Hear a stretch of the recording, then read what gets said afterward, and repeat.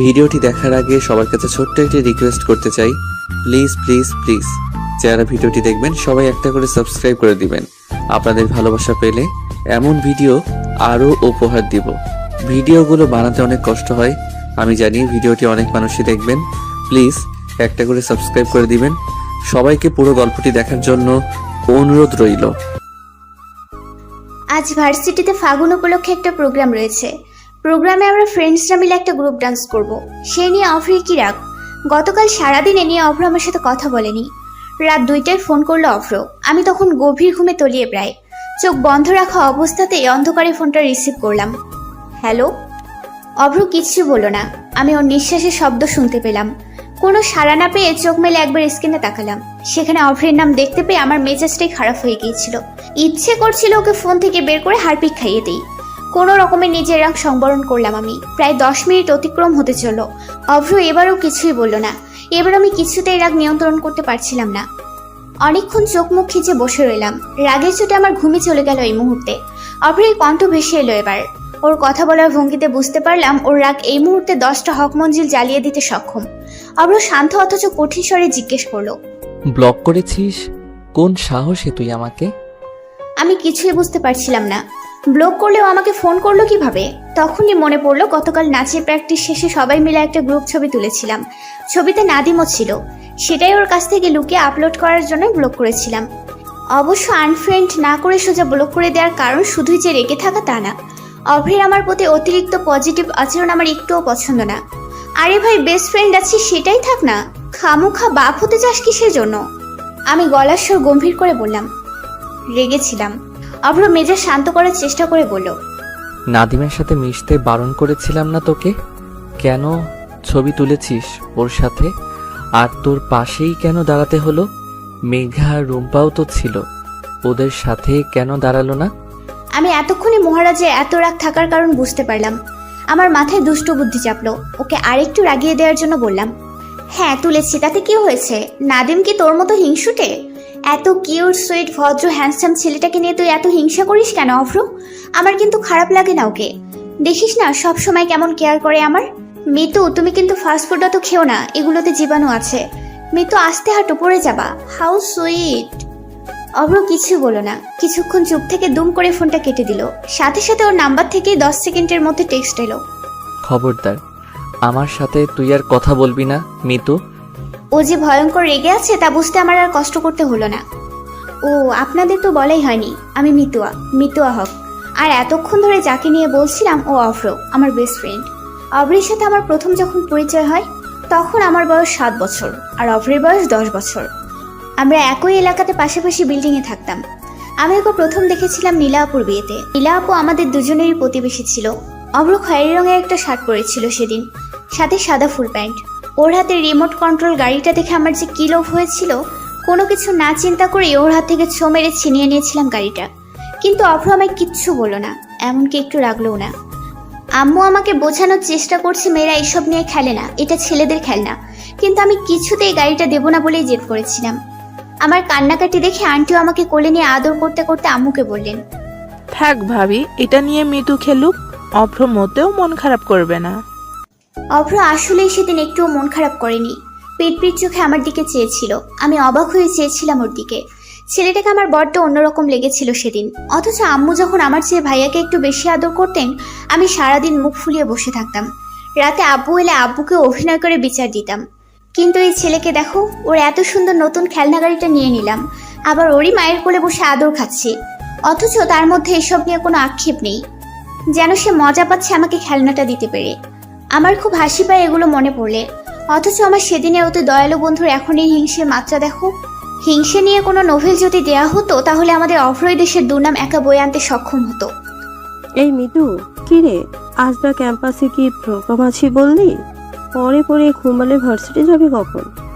আম্মুর ডাকে আমি ঝড়ের গতিতে ঘুম থেকে উঠে বসলাম। উঠে দেয়াল ঘড়িতে চোখ বুলালাম। ও মাই গড, ইটস টু লেট। আমাকে 10টার আগেই ক্যাম্পাসে পৌঁছাতে হবে। অলমোস্ট 9টা বাজতে চলল। আমি তাড়াহুড়ো করে কোনো মতে একটা বসন্তী রঙের শাড়ি গায়ে জড়িয়ে নিলাম। কোনো রকমে তাড়াহুড়ো করে চুলগুলো আঁচড়ে খোপা করে নিলাম। কসমেটিকগুলো একটা ব্যাগে নিয়ে নিলাম। ক্যাম্পাসে গিয়েই সাজবো না হয়। ডাইনিং রুমে যেতেই অভ্রকে চোখে পড়ল। টেবিলে বসে কেমন নির্বিকার ভঙ্গিতে নাস্তা করছে অভ্র। ওর ভাব দেখে মনে হলো ও এই হক মঞ্জিলের একমাত্র জামাই। আমি নিঃশব্দে ওর পাশের চেয়ারটা টেনে বসলাম। ও পাশ ফিরে তাকালো না, যেন আমি এসেছি সেটা একদমই পাত্তা দিচ্ছে না। আমার প্রচুর মেজাজ খারাপ হলো আম্মুর ওপর। এত জামাই আদর করার দরকার কি শুনি? অবশ্য এসব ভেবে কি লাভ? মাঝে মাঝে তো মনে হয় অভ্রই বুঝি আমার আম্মুর আসল ছেলে, আর আমাকে এনেছে রাস্তা থেকে কুড়িয়ে। তাই তো ওর আগমনে আম্মু চাঁদ পাওয়ার মতন খুশি হয়ে যায়। কিরে খাচ্ছিস না কেন? ছেলেটা সেই কখন থেকে বসে আছে, আর মহারানী খুবই ভাঙলো না। আম্মুর কথায় আমি ব্যাপক অপমানিত বোধ করলাম।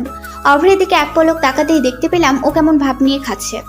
ওর খাওয়ার ভঙ্গি দেখে মনে হচ্ছে আমার অপমানিত হওয়াতেও ভীষণ মজা পাচ্ছে। আমার রাগ এবার চরম মাত্রায়। মনে মনে ব্যাটাকে 100 বার গঙ্গার পানিতে চুবিয়ে ফেললাম। কিছুক্ষণ চোখ বড় বড় করে তাকিয়ে ওর প্লেটটা মুখের সামনে থেকে ছো মেরে সরিয়ে ধমকের স্বরে বললাম, ওঠ, লেট হয়ে গিয়েছে, আর খেতে হবে না। আম্মু বলল, সে কি, ছেলেটাকে নাস্তাটাও শেষ করতে দিবি না? কিছুই তো খেলো না অভ্রটা। আমি চোখ মুখ খিচে বললাম, হ্যাঁ, তোমার অভ্র তো কিছুই খায়নি। গরুর মাংস দিয়ে পরোটা, ডিম, কলা, এতক্ষণ তো আমিই ঠুসেছি সব। আমার কথা মানে বুঝতে পেরে আম্মু আমার প্লেটে তাকিয়ে কিছু বলতে যাবে, তার আগে আমি হনহনিয়ে বেরিয়ে পড়লাম। অভ্র তখনও মিটিমিটি হাসছে। ওর হাসি দেখে আমার যেন পিত্তে জ্বলে যাওয়ার উপক্রম হলো। আমি কোনো কথা না বলে ওর বাইকের পেছনে বসে পড়লাম। পুরো রাস্তা আমি ওর সাথে কোনো কথা বলিনি। 1-2 বার ফ্রন্ট মিররে চোখ যেতেই দেখেছিলাম ও নিঃশব্দে আমার দিকে চেয়ে আছে। এর মধ্যে অভ্র বাইকটা একটা রেস্টুরেন্টের সামনে দাঁড় করিয়ে আমাকে জোর করে নাস্তা করালো। আমি খেতে না চাইলে জোর করে নিজের হাতেই খাইয়ে দিল, যেন আমার উপর ওর কত অধিকার। অভ্র এমনই। 20 মিনিটের মধ্যে আমরা ক্যাম্পাসে গেটের কাছে পৌঁছালাম। আমি ওর সাথে এবারও কোনো কথা বললাম না। বাইক থেকে নামতেই অভ্র পেছন থেকে আমার হাত টেনে ধরলো। তীক্ষ্ণ দৃষ্টিতে আমাকে একবার আগাগোড়া অবলোকন করে নিল, তারপর গম্ভীর মুখে বলল, শাড়িটা ব্লাউজের আর একটু উপরে পড়তে পারিস না? 2 মিনিট সময় দিলাম, এর মধ্যে শাড়ি ঠিক কর। আমি পিঠে হাত দিতেই বুঝতে পারলাম পিঠের একাংশ খালি হয়ে আছে, তবে সেটা খুবই সামান্য। এই সামান্য ত্রুটিও অভ্রের চোখে রাতে সক্ষম হয়নি। আমি হাত দিয়ে শাড়িটা ঠিক করে নিলাম। তারপর চলে যাওয়ার জন্য পা বাড়াতেই অভ্র পুনরায় আমার আঁচল টেনে ধরলো। আমার ভীষণ অস্বস্তি হচ্ছিল। অভ্র সেসব তোয়াক্কাই করলো না। ছোট্ট একটা ব্যাগ থেকে 2 মুঠো লাল কাচি চুড়ি বের করলো। কিছুক্ষণ আমার মুখের দিকে তাকিয়ে মৃদু হেসে আমাকে কিছু বলার সুযোগ না দিয়েই চুপচাপ চুড়িগুলো আমার হাতে পরিয়ে দিল। তারপর আমার শাড়ির আঁচল টেনে মুখের ঘাম মুছতে মুছতে বলল, এটারই কমতি ছিল। বাসন্তী শাড়ির সাথে লাল চুড়িতেই তোকে মানাবে ইমাজিন করে দেখলাম, তাই এইটাই নিয়ে নিলাম। আর শোন, ফোন করবি যাওয়ার সময় আমাকে না দেখতে পেলে। আমি সিফাতদের সাথেই আছি। আমাকে পিট পিট চোখে তাকিয়ে থাকতে দেখে পুনরায় বাইকের চাবি ঘুরাতে ঘুরাতে বলল, শাড়ির ফাঁকে যদি আমার ব্যক্তিগত সম্পত্তির এতটুকু উন্মুক্ত হয়েছে, তাহলে কিন্তু তোর খবর আছে মিতু। ওর হালকা ধমকে আমি যেন কেমন অধিকারবোধ গন্ধ পেলাম। আমার শরীর বেয়ে যেন কম্পন শুরু হয়ে গেল। অভ্রের এরকম আচরণ আমাকে মাঝে মাঝে বড্ড ভাবনায় ফেলে দেয়। ওরা এমন তীক্ষ্ণ দৃষ্টিতে প্রতিবার আমি আমাদের সম্পর্কের ব্যতিক্রমী অর্থ খুঁজে পাই, যা আমায় অসম্ভব লাজুকলতায় মিলিয়ে রাখে। আমি পথভ্রষ্ট হই আর ভাবতে থাকি এই সম্পর্কের নাম কি শুধুই বন্ধুত্ব দেয়া যায়, নাকি এর চেয়েও বেশি কিছু। আমাদের প্রোগ্রাম শেষ হতে হতে প্রায় সন্ধ্যা হয়ে আসে।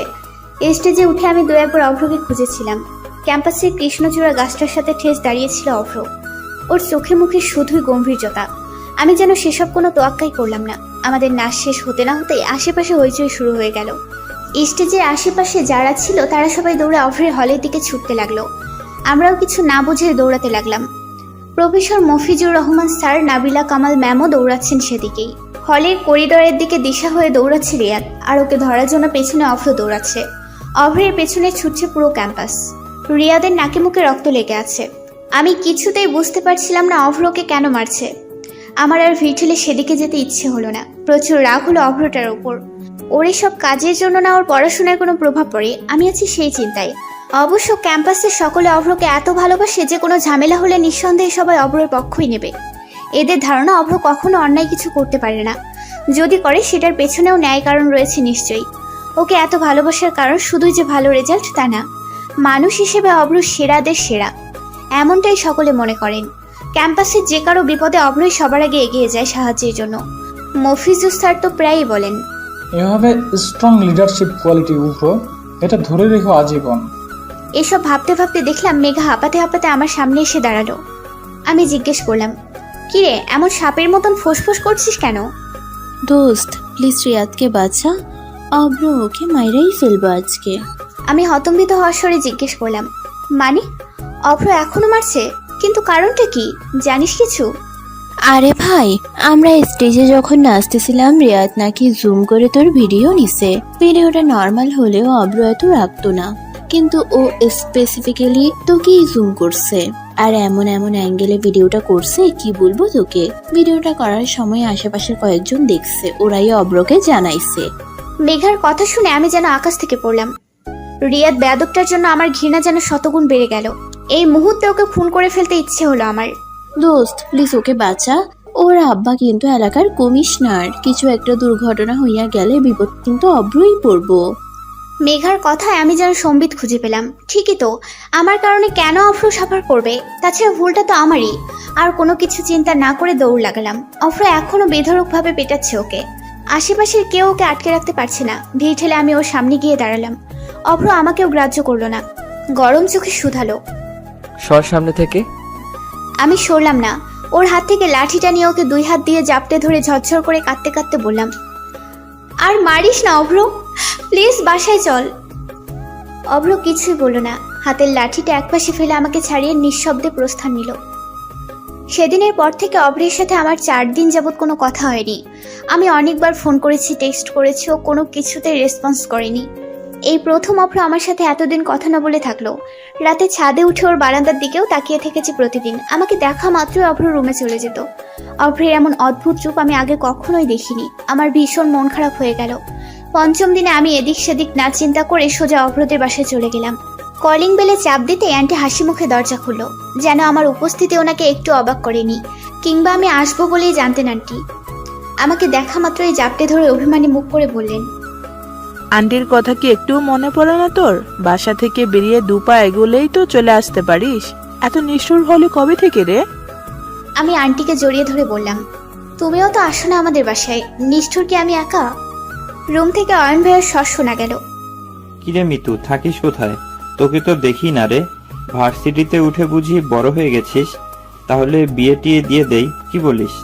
অয়ন ভাইয়ের কথায় ভাবি আর আন্টি একসাথে হেসে ফেলল। আমি মুখ ফুলিয়ে বললাম, হ্যাঁ তা তো দেবেই, খুব জ্বালাচ্ছি না তোমাদের? ভাবি আমার হাত ধরে টেনে ঘরে নিতে নিতে বললেন, হয়েছে, ভাই বোনেতে মিলে পরে ঝগড়া করবে। মেয়েটাকে বাইরে দাঁড় করিয়ে রাখার ইচ্ছে নাকি তোমাদের? সোফায় বসে আমি অয়ন ভাই আর আন্টি মিলে ক্রিকেট খেলা দেখছি। খেলা না বুঝলেও আমার ভীষণ মজা লাগছে। ভাবি একটু পরপর এটা সেটা নাস্তা বানিয়ে দিয়ে যাচ্ছে। অয়ন ভাই একটু পরপর লাফিয়ে উঠে মাথায় হাত দিয়ে গম্ভীর কণ্ঠে বলছে, শিট শিট মিতু, আজকেও মনে হয় হারবো রে। সবার সাথে খুশ গল্পে কখন দুপুর হয়ে গেল আমি খেয়ালই করলাম না। এত কিছুর মধ্যে আমি অভ্রের কথাই ভুলে গেলাম। আন্টি আর ভাবি আমাকে কিছুতেই বিকেলের আগে যেতে দেবেন না বলে সিদ্ধান্ত নিয়ে ফেলেছেন। আম্মুকেও ফোন করে জানিয়ে দিলেন যেন আমাকে নিয়ে চিন্তা না করে। বিকেলে অয়ন ভাইয়া দিয়ে আসবে বাসায়। 1:30টার মধ্যে প্রায় সকলের খাওয়াই শেষ। খেলাম না শুধু আমি। অভ্রের কথা জিজ্ঞেস করায় আন্টি বলল, বাইরে আছে কোথাও, চলে আসবে, তুই খেয়ে নে। আন্টিকে বললাম অভ্র এলে আমি খাবো। এটা শুনে আন্টি আর আমাকে জোর করলেন না, মিটিমিটি হাসলেন। আমি এই হাসির অর্থ খুঁজে পেলাম না। দুপুর 2টার দিকে অভ্র কাকবেচা হয়ে বাসায় প্রবেশ করলো। আন্টি হন্তদন্ত পায়ে ওকে তোয়ালে এনে দিল। অভ্র তখন আমাকে খেয়াল করেনি। কিছুক্ষণ পর গোসল শেষ করে পরনে একটা তোয়ালে পেঁচিয়ে খালি গায়ে আরেকটা তোয়ালে দিয়ে চুল মুছতে মুছতে ড্রয়িং রুমে প্রবেশ করলো। এসে আমাকে সোফায় বসে থাকতে দেখে অভ্র একটুও চমকালো না, এমনকি কথাও বলল না। আমি আত্মসম্মান বিসর্জন দিয়ে নিজে থেকে বললাম, কেমন আছিস অভ্র? ফোন ধরিস না কেন তুই? তোর সাথে কথা না বললে আমার মাথা কিলবিল করে বন্ধু। অভ্র তীক্ষ্ণ দৃষ্টিতে আমাকে একবার দেখে নিল। আমার কথার জবাব না দিয়ে বলল, খেয়েছিস? না। আমিও খাইনি। ওঠ, আমাকে ভাত বেড়ে দিবি। আমি ভ্রু কুচকে ওর দিকে চেয়ে রইলাম। বলে কি, যে মেয়েকে এখনো আম্মু ভাত মুখে তুলে না দিলে খাই না, তাকে কিনা ভাত বেড়ে দেওয়ার আদেশ করা হচ্ছে?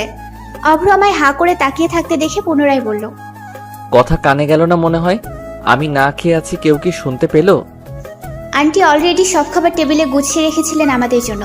আমি সেগুলোই অভ্রের প্লেটে একটু একটু করে বেড়ে দিলাম। তারপর বসে নিজের প্লেটে ভাত নিতে যেতেই অভ্র আমার হাত টেনে ধরল। কি হলো?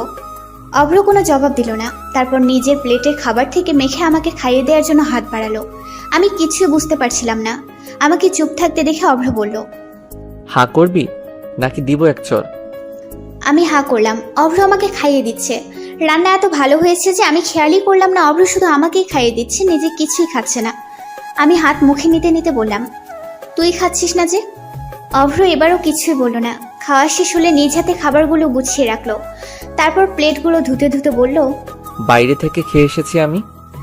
অভ্রকে আমি বহু সময় ধরে চিনি, আবার যেন একদমই চিনি না।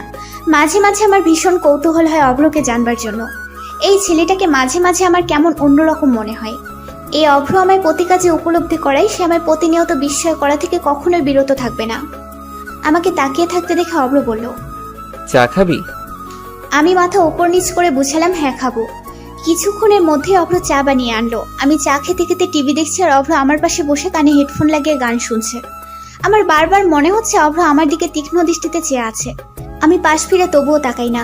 অভ্রের অনেক আচরণের অর্থ আমি বুঝি, তবুও যেন বুঝি না। ওর চোখ দুটো প্রতিবার আমায় অনেক কিছু বলে। আমি তবুও মুখ ফিরিয়ে নিই এবং তাদের জানিয়ে দিই আমি তার চক্ষুদয় করতে ইচ্ছুক নই। কোথায় যেন একটা ব্যারিকেড আমার, আবার কোথাও তীব্র যন্ত্রণা অভ্রবিহীন। এত কিছুর মধ্যেও যেটা আমি চাইলেও অস্বীকার করতে পারি না তা হলো অভ্র আছে বলেই মিতু ভালো থাকে, অভ্রই তাকে ভালো রাখে। বৈশাখের কাঠফাটা রোদে প্রকৃতি এখন বিবর্ণ প্রায়। এই রুদ্ররুক্ষ সকালে আমি আর অভ্র ভার্সিটিতে যাওয়ার জন্য বের হলাম। এই মুহূর্তে আমি যে তেতে অমলেট হয়ে যাচ্ছি সেদিকে এই স্বার্থপর প্রকৃতির কোনো খেয়াল আছে? নেই।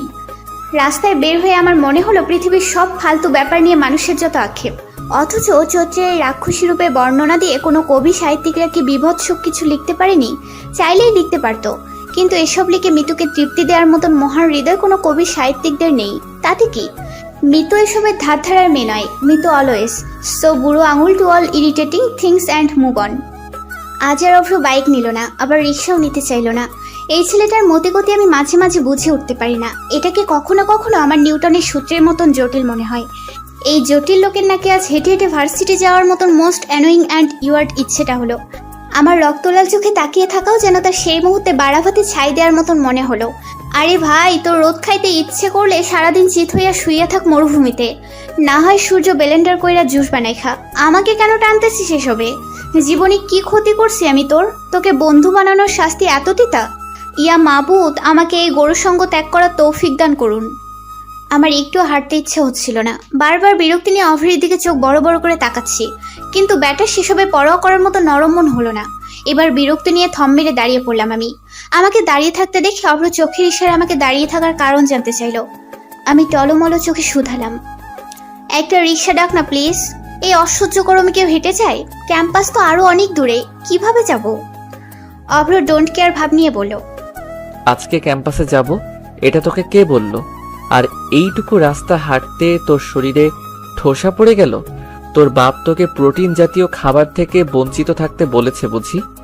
নিয়ম করে পুষ্টিকর খাবারের পরিবর্তে হরলিক্স খাওয়ালে তো এমনই হওয়ার, নাকি তোর বাপের জাপানি টাকায় আকাল পড়েছে? ওর কথায় আমি যেন আকাশ থেকে পড়লাম। এই অসভ্য অভদ্রটার সাথে আমার এক পাও এগোতে ইচ্ছে হলো না। আমি বিরক্তি নিয়ে বললাম, কথায় কথায় আমার বাপকে কেন টানিস অভ্র? আব্বু তোকে পছন্দ করে না বলে তুইও বড়দের রেসপেক্ট করবি না? আর ক্যাম্পাসে না গেলে আমাকে টেনে হেঁচড়ে কেন আনলি তুই? তোর চেহারা দেখাইতে? অভ্র শার্টের কলার ঝাঁকাতে ঝাঁকাতে বলল, তাকাতেই পারিস। আফটার অল আমার মতন স্মার্ট বয় পাশাপাশি হাঁটলে যে কোনো মেয়েরই মনোযোগ স্ট্যাচু হয়ে যাবে। ওর কথায় আমি বিরক্তিতে চোখ বন্ধ করে নিলাম। এই মুহূর্তে আমার ইচ্ছে হচ্ছে অভ্রের চুল ছিঁড়ে গরু ছাগলকে খাইয়ে দিতে, কিন্তু আফসোস পারলাম না। আমাকে এভাবে তাকিয়ে থাকতে দেখে অভ্র বলল, তোর কোনো আইডিয়া আছে তোকে যে পেত্নির মতন লাগছে? চোখ সরা। তোর এই চোখে তাকায় থাকা অবস্থায় একটা ছবি নিলে আমাদের শিক্ষককে পেতনি বলে চালিয়ে দিয়ে ভাত খাওয়ানো যাবে মিতু। নেহাত আমি ভীষণ দয়ালু, তাই তোর এসব ভয়ঙ্কর রূপ রোজ দেখার পরেও হার্ট অ্যাটাক করবি না। তোর জন্য মায়া লাগে তো। ওর কথায় রেগে আমি রণমূর্তি রূপ ধারণ করলাম। আমাকে এক্ষুনি বাসায় দিয়ে আসবি তুই অভ্র। অভ্র শার্টের হাতা ফোল্ড করতে করতে বলল, চুপ থাক একটু, আর হাঁটতে না পারলে কোলে ওঠ আমার। তোকে কোলে নিতে আমার কিন্তু প্রবলেম নাই। Are you ready darling? আমি বিরক্তি নিয়ে বললাম, ইম্পসিবল, গো টু হেল, আমি একাই যেতে পারবো বাসায়। অভ্র আমার হাত টেনে বলল, আরে বাপ, একটু পরে তো বাসে উঠবই, এমন করছিস কেন? একটু ভদ্র মহিলার মতো হাঁটতে পারিস না? বাপের মতো কেমন মির্জাফর হয়ে যাচ্ছিস দিন দিন। আমি ভ্রুকুচকে জিজ্ঞেস করলাম, বাসে উঠছি মানে কোথায় যাব? সেটা গেলেই জানতে পারবি। রীতিমতো টেনে হেঁচড়ে আমাকে বাসে ওঠালো অভ্র। কিছুক্ষণ বিরক্তি নিয়ে বসে থেকে ক্লান্ত হয়ে কখন অভ্রের কাঁধে মাথা রেখে ঘুমিয়ে পড়েছিলাম খেয়াল করিনি। অভ্র সবার মতো না, ওকে আমি সেই ছোট্টবেলা থেকেই জানি। তাই ওকে যে কোনো পরিস্থিতিতেই চোখ বন্ধ করে বিশ্বাস করতে আমার একবারও ভাবতে হয় না। He is my comfort zone. Abhra মানে মিতুর কিছুই হবে না। এই তো সেদিনের কথা, ক্যাম্পাসে 104 ডিগ্রি জার্নি, আমি ঘাড় কাত করে ব্রেঞ্চে বসে আছি। কারোর সাথে কথা বলার শক্তিটুকু আমার নেই। ক্লাস শেষে গেটের বাইরে যেতেই অভ্রকে দাঁড়িয়ে থাকতে দেখতে পেলাম। ওকে দেখা মাত্রই আমার সকল দুর্বলতা বেরিয়ে আসতে চাইলো। আমি মলিন চোখে অভ্রকে দেখে নিলাম। কিছু বলতে যাব তার আগে অভ্র ঝড়ের গতিতে বাইক থেকে নেমে আমায় ধরে ফেললো। আমি আমার সর্বস্ব শক্তি হারিয়ে ফেললাম। তারপর কি হলো আমার মনে নেই। 4 ঘন্টা পর নিজেকে হসপিটালের বেডে শুয়ে থেকে হাতে স্লাইন লাগানো অবস্থায় আবিষ্কার করলাম। আমার জ্ঞান ফিরতে দেখে আম্মু আমাকে জড়িয়ে ধরে হাউমাউ করে কান্না জুড়ে দিয়ে বলেছিল, অভ্রটা না থাকলে যে কি হতো। ছেলেটা 4 ঘন্টা ধরে কেমন উন্মাদের মতো করছে। তোর ঔষধপত্র যা লাগে সব অভ্রই দৌড়াদৌড়ি করে এনেছে। আমি ক্লান্ত চোখে আম্মুর কথা শুনছিলাম। কিছুক্ষণ পর আন্টি আর ভাবি এলেন আমায় দেখতে। অভ্র এলো না। আরো 1 ঘন্টা ঘুমিয়ে চোখ মেলার পরই চোখের সামনে কারো শান্ত চাহনি আবিষ্কার করলাম। অভ্র আমার বেডের পাশেই বসে আছে। ওকে কেমন ক্লান্ত দেখালো, চোখগুলোও ফুলে ফুলে আছে। আমাকে তাকিয়ে থাকতে দেখে অভ্র শান্ত অথচ কঠিন গলায় বলল, এমন না করে প্লিজ, একেবারেই আমাকে মেরে ফেল তুই। আমার শান্তি তো তোর সহ্যই হয় না, তাই না? ঠিক মতো খাওয়া দাওয়া করবি না, শরীরে রোগ বাঁধিয়ে বসে থাকবি, লো প্রেশার নিয়ে পাকিস্তানি সিরিয়াল দেখবি। তোর এনআইডি কার্ডে 21 বছর বয়সের জায়গায় 10 বছর দেওয়া উচিত মিতু। আমি সেদিন কিছুই বলিনি ওকে। ওর প্রতিটা বাক্যই কেমন যত্নশীল লাগছিল আমার। আমাকে শান্ত বাচ্চাটির মতো হাসি মুখে চেয়ে থাকতে দেখে অভ্র বলেছিল, হাসবি না তুই, একদম হাসি বন্ধ। আর কোনোদিন এমন আনডিসিপ্লিন চলাফেরা যদি দেখেছি, আমাকে হার্ট অ্যাটাক দেওয়ার অপরাধে তোর 14 গোষ্ঠীকে জেলের ভাত খাওয়াবো, দেখিস। অভ্র এই কথা শুনে আমি বেশ শব্দ করেই হেসে ফেললাম। ভুলে গেলাম সকল অসুখ সকল ব্যথা। অবশ্য পুরোটা অভ্রই আমার কাছে একটা কমফোর্ট জোনের প্যাকেট। পৃথিবীতে বাবা আর ভাইয়ের পরে একটা ছেলেই আমার সবসময় নিরাপদ অনুভব করায়, যার কারণে অভ্রকে শুরু থেকে বেস্ট ফ্রেন্ডের প্রমোশন করিয়ে দিয়েছিলাম। অভ্র নিচু হয়ে বসলো, যেন আমার মাথাটা ওর কাজ ছুঁতে কষ্ট করতে না হয়। আমার ঠোঁটে প্রশান্তি হাসি। ঢাকা থেকে বাসে করে আমরা কুমিল্লার দাউদকান্দি উপজেলায় এসে পৌঁছালাম। বাসের পুরোটা সময় অভ্র কাকে যেন বারবার ফোন করে জানাচ্ছে আমরা কখন কোথায় আছি। আমি ভ্রুকুচকে ওর দিকে জিজ্ঞাসা সূচক দৃষ্টিতে তাকাতেই প্রতিবার জবাব দিয়েছে, তোকে কিডন্যাপ করার প্ল্যান করতেছি দোস্ত। Are you prepare to accept me as your কিডন্যাপারার? প্রতিবার আমি বিরক্তি নিয়ে আবার ঘুমিয়ে পড়েছি। আমরা দাউদকান্দি ফ্লাইওভারের নিচে দাঁড়িয়ে। আমি কিছুই বুঝতে পারছি না। আমি যেন এবার ভীষণ উদ্বেগ হয়ে পড়লাম ভেতরে ভেতরে। বারবার মনে হচ্ছিল আমার অভ্রের সাথে এত দূর আসাটা ঠিক হয়েছে কিনা। তার উপর আব্বু আম্মুকেও জানানো হয়নি। আমার ভয় হচ্ছে শুধু আব্বুকে নিয়ে।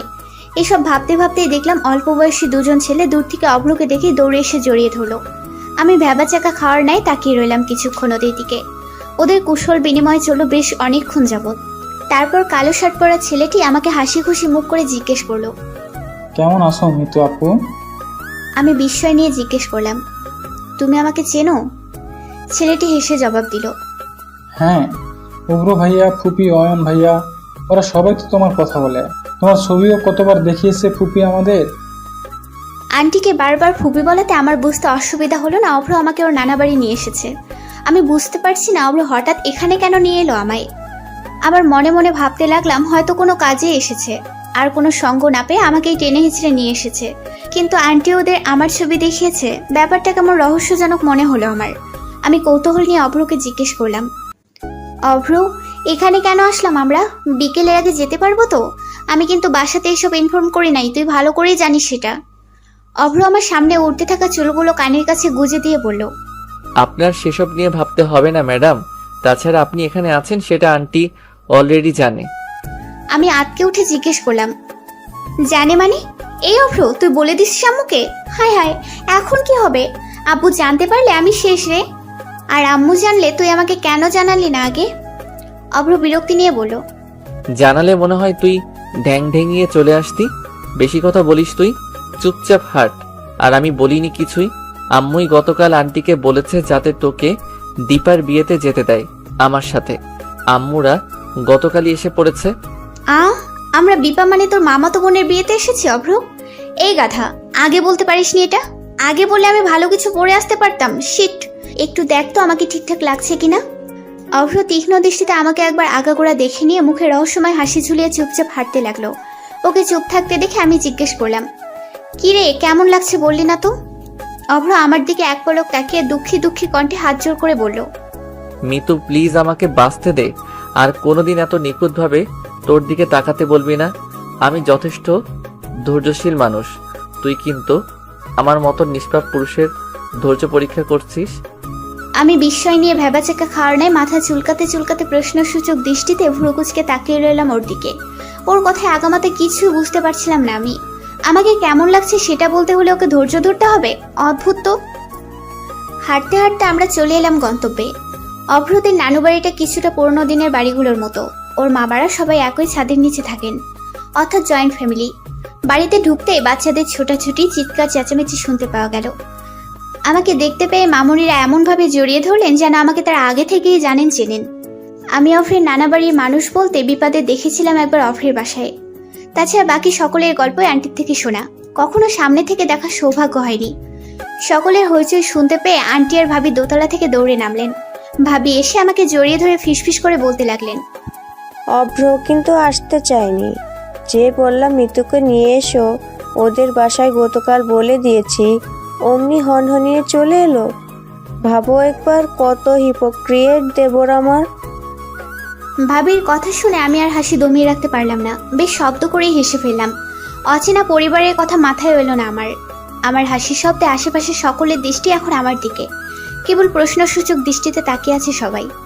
আমি একটু ইতস্তত বোধ করলাম। এরপর কারো দিকে নজর যেতেই দেখতে পেলাম কেবল একজন পুরুষের দৃষ্টি শান্ত। আশেপাশের কাউকে পরোয়া করলো না সে বেপরোয়া পুরুষ। কেমন বিস্ময় নিয়ে তাকিয়ে রইল অভ্র, যেন এর চেয়ে সুন্দর হাসি সে আজন্ম দেখেনি। চারদিকে এত হইচই দেখে কেমন উৎসব মুখর মনে হচ্ছে সবকিছুই। এই কয়েক ঘন্টায় সবাই আমাকে এত আপন করে নিল যে আমার মনে হচ্ছে না আমি এদের রক্তের কেউ নই। অভ্রের সব কাজিনরাই আমাকে সঙ্গ দিচ্ছে। তার মধ্যে একজন আছে যাকে আমার ভীষণ ভালো লাগলো। মেয়েটার নাম স্মৃতি। বাকি সবার চেয়ে ওকে আমার বেশ মিষ্টি লেগেছে। মেয়েটা অত্যন্ত মিশুক ধরনের। এইটা নাও। আমার হাতে একটা প্যাকেট ধরিয়ে দিয়ে স্মৃতি পুনরায় নিজের কাজে চলে গেল। এমনকি প্রশ্ন করার সময়টুকুও দিল না। আমি খুলবো না ভেবেও কৌতূহল নিয়ে প্যাকেটটা খুলেই ফেললাম। একটা সাদা গোলাপ আর একটা সবুজ রঙের শাড়ি। আমি বিস্ময় নিয়ে কিছুক্ষণ তাকিয়ে শাড়ির ভাঁজ খুলতে একটা চিরকুট বেরিয়ে এলো, যাতে খুব যত্ন করে লেখা, শুভ্র ফুলের খোপায় যেন শুভ্র ফুলই দেখতে পাই। আমার ফুলের জন্য শাড়ির চেয়ে শ্রেষ্ঠ উপহার অন্যটি পেলাম না। আমার খুব ইচ্ছে হয় জানিস, তোকে আজীবন শাড়িতে দেখার। গিন্নিদের মতো শাড়ি পরে আমাকে শাসন করবি, ভাত বেড়ে খাওয়াবি, আমার বাচ্চাদের খেয়াল রাখবি, আরও কত শত ভাবনা আমার।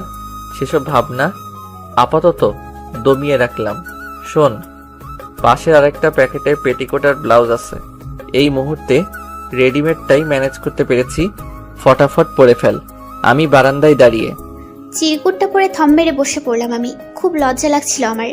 এটা যে অভ্রই পাঠিয়েছে তা জেনেও বিশ্বাস করতে চাচ্ছি না। আমার কেন জানি না একটুও রাগ হলো না অভ্রের ওপর। ওর সামনে গিয়ে জিজ্ঞেস করতে ইচ্ছে হচ্ছে না কেন লিখেছি সেগুলো, কোন অধিকার নিয়ে। আমি শাড়ি পরেছি বেশ অনেকক্ষণ হয়, কিন্তু আমার কেন জানি না বাইরে যেতে সাহস হচ্ছে না। শরীরের শীতল কাঁপুনি নিয়ে বসে রইলাম রুমেই। এই অভ্রকে আমার জানা নেই। এ যে এক অন্যরকম পুরুষ। তার তীক্ষ্ণ দৃষ্টিতে তাকিয়ে থাকা আবেগময় চিরকুট আমায় যেন খুব বিশাল কিছুর ইঙ্গিত দিচ্ছে। এসব ভাবতে ভাবতে হঠাৎ দরজায় ছিটকানি লাগানোর আওয়াজ কানে এলো আমার। আমি ঝটপট পেছনে তাকালাম। অভ্র। ওকে দেখে আমার তাৎক্ষণিক কি যেন হলো। আমার মুখে কোনো শব্দ নেই। লজ্জায় ভয়ে আমি মিয়ে গেলাম। নিঃশব্দ পায়ে আমার সামনে এসে দুই হাত বেঁধে কেমন নির্বিকার ভঙ্গিতে দাঁড়ালো অভ্র। আমি চোখ তুলে তাকাতে পারলাম না। অভ্র স্বাভাবিক কণ্ঠে বলল, আমাকে এতক্ষণ দাঁড় করিয়ে রাখার জন্য তোকে কি শাস্তি দেওয়া যায় বলতো? আমি আমতা আমতা করে বললাম, অভ্র প্লিজ, আমার কেমন যেন লাগছে, তুই চলে যা। কেউ এসে পড়লে ব্যাপারটা খারাপ দেখাবে। তক্ষুনি আন্টির কণ্ঠ ভেসে এলো, কি রে মিতু, রেডি হচ্ছিস নাকি? দরজা বন্ধ কেন? আমি ভয়ে জবুঠুবু হয়ে ঢোক গেলে অফ্রির দিকে তাকালাম। আমার অবস্থা দেখে অব্র ঠোঁট টিপে হাসছে। ভীষণ রাগ হলো ওর ওপর। আমি কাঁপা কাঁপা গলায় জবাব দিলাম, আর 10 মিনিট দাও আন্টি, আমি অলমোস্ট রেডি হয়ে গিয়েছি। আন্টি চলে গেল, সাথে রেখে গেল তারই গর্ভে ধারণ করা আতঙ্কটাকে। আমি চোখ বড় বড় করে অভ্রের দিকে তাকালাম। কড়া গলায় কিছু বলতে যাব তখনই ওর শীতল হাতের স্পর্শ আমার ঘাড়ে লাগলো। অভ্র পেছন থেকে আমার গলাটা ধরে একদম ওর মুখের সামনে নিয়ে এলো।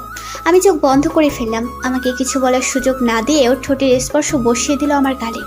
তারপর কানের কাছে ফিসফিস করে বলতে লাগলো, তুই নিকোটিন কিংবা অভ্যাস নস, তুই আমার মায়াবতী মিতু। পৃথিবীর সকল আসক্তি আমায় কাবু করে রাখলেও সেখান থেকে একমাত্র আমাকে ফিরিয়ে আনতে সক্ষম তোর স্নিগ্ধ মুখ, তোর কাজল রাঙা চোখ, তোর চিবুকের তিল। আর বলে অভ্র আমার আরো কাছে আসতে লাগলো। আমি একটু একটু করে পেছাতে পেছাতে দেয়ালের সাথে ধাক্কা খেলাম। আমার চোখ তখনও বন্ধ। অভ্রের তপ্ত নিঃশ্বাসের শব্দ তখনও শুনতে পাচ্ছি আমি। সম্বিত ফিরে আসতেই চোখ বন্ধ রাখা অবস্থাতে আমি ওকে ধাক্কা দিয়ে দূরে সরিয়ে দিলাম। আমার সারা শরীরে কাঁপুনি শুরু হয়ে গেল। এই আপু, কি হলো? চোখ বন্ধ করে দাঁড়িয়ে আছো কেন? শরীর খারাপ লাগছে? স্মৃতির ডাকে আমি সম্বিত ফিরে পেলাম। তাৎক্ষণিক নিজের ঘাড়ে হাত রাখতেই ভাবতে লাগলাম, আসলেই কি অভ্র এসেছিল, নাকি এটা শুধুই আমার কল্পনা? না, শরীর খারাপ না, তুমি যাও, আমি আসছি। কেমন একটা অদ্ভুত চিন্তায় পড়ে গেলাম। অভ্র এমন কিছু করেছে আমার মন কিছুতেই বিশ্বাস করতে চাইছে না। ভাবতে ভাবতেই বসে পড়লাম আমি। তখনই ফ্লোরে অভ্রের ঘড়িটা দেখতে পেলাম। আমার চোখে শুধুই বিস্ময়। তার মানে কল্পনা নয়, অভ্র আসলেই এসেছিল। আমার কেন জানি না খুব কান্না পাচ্ছে। এই অভ্রকে আমি কিছুতেই মেনে নিতে পারছি না। কেমন অচেনা লাগছে সবকিছু। আমার আর এক মুহূর্তও থাকতে ইচ্ছে হচ্ছে না এখানে। সেদিনের পর থেকে আমি অভ্রের সাথে কোনো কথাই বলিনি।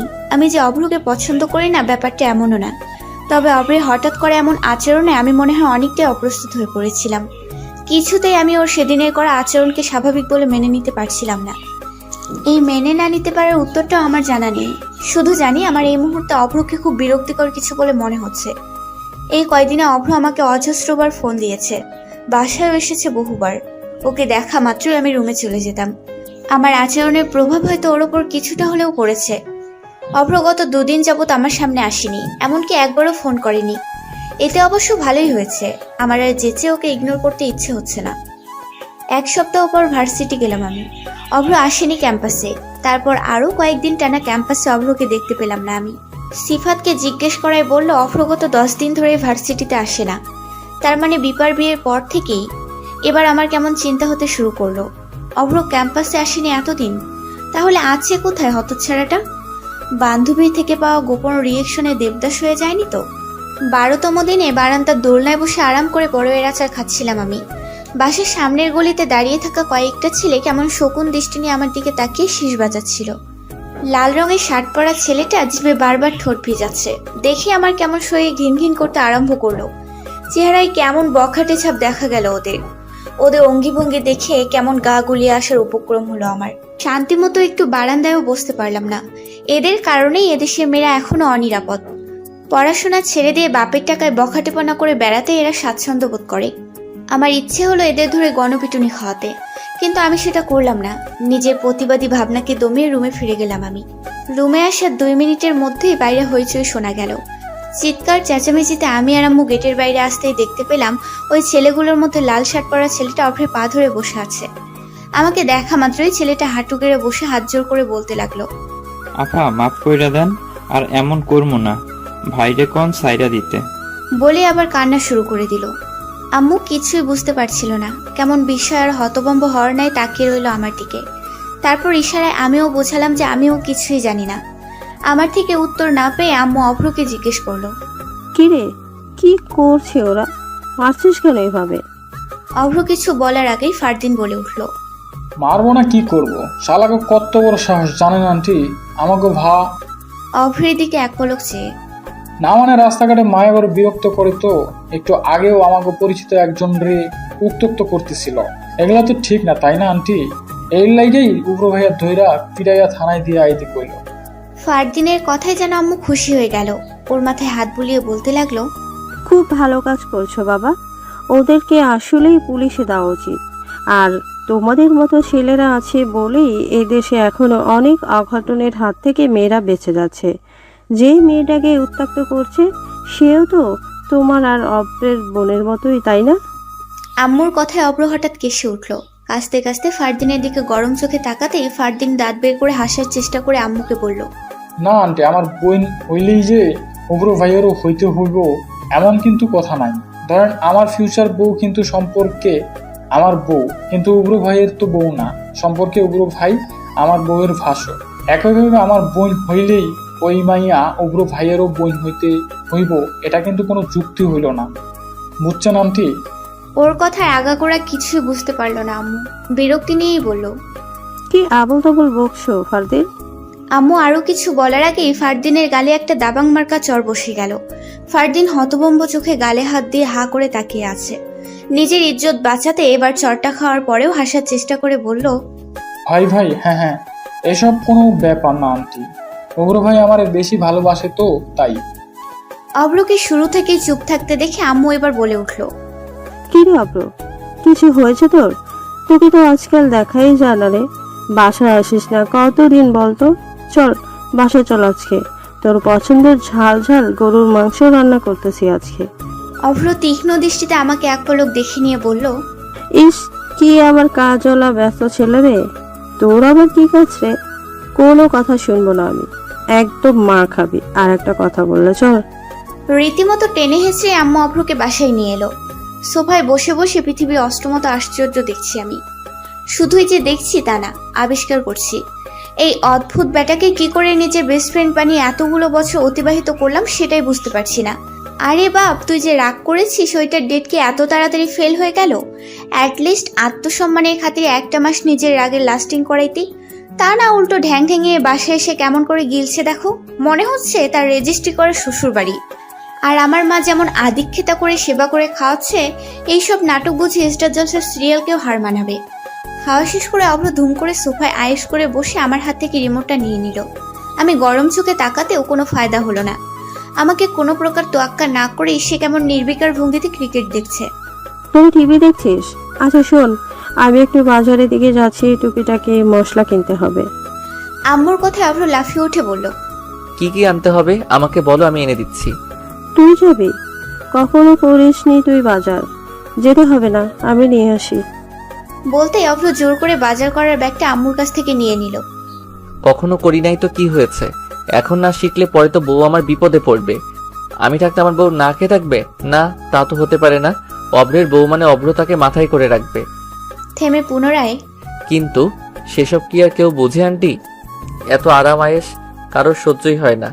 তাই বিনা দোষে কেউ যে অভ্রকে ডজন খানেক বছর ধরে শুধু দূরত্বই দিয়ে যাচ্ছে, সেটা কারো চোখেই পড়ছে না। শব্দ করে নিঃশ্বাস ফেলে অভ্রের কথায় আম্মু হো হো করে হেসে ফেলল। কি বলিস? আমার লক্ষ্মী অব্রকেও কেউ দুঃখ দিতে পারে?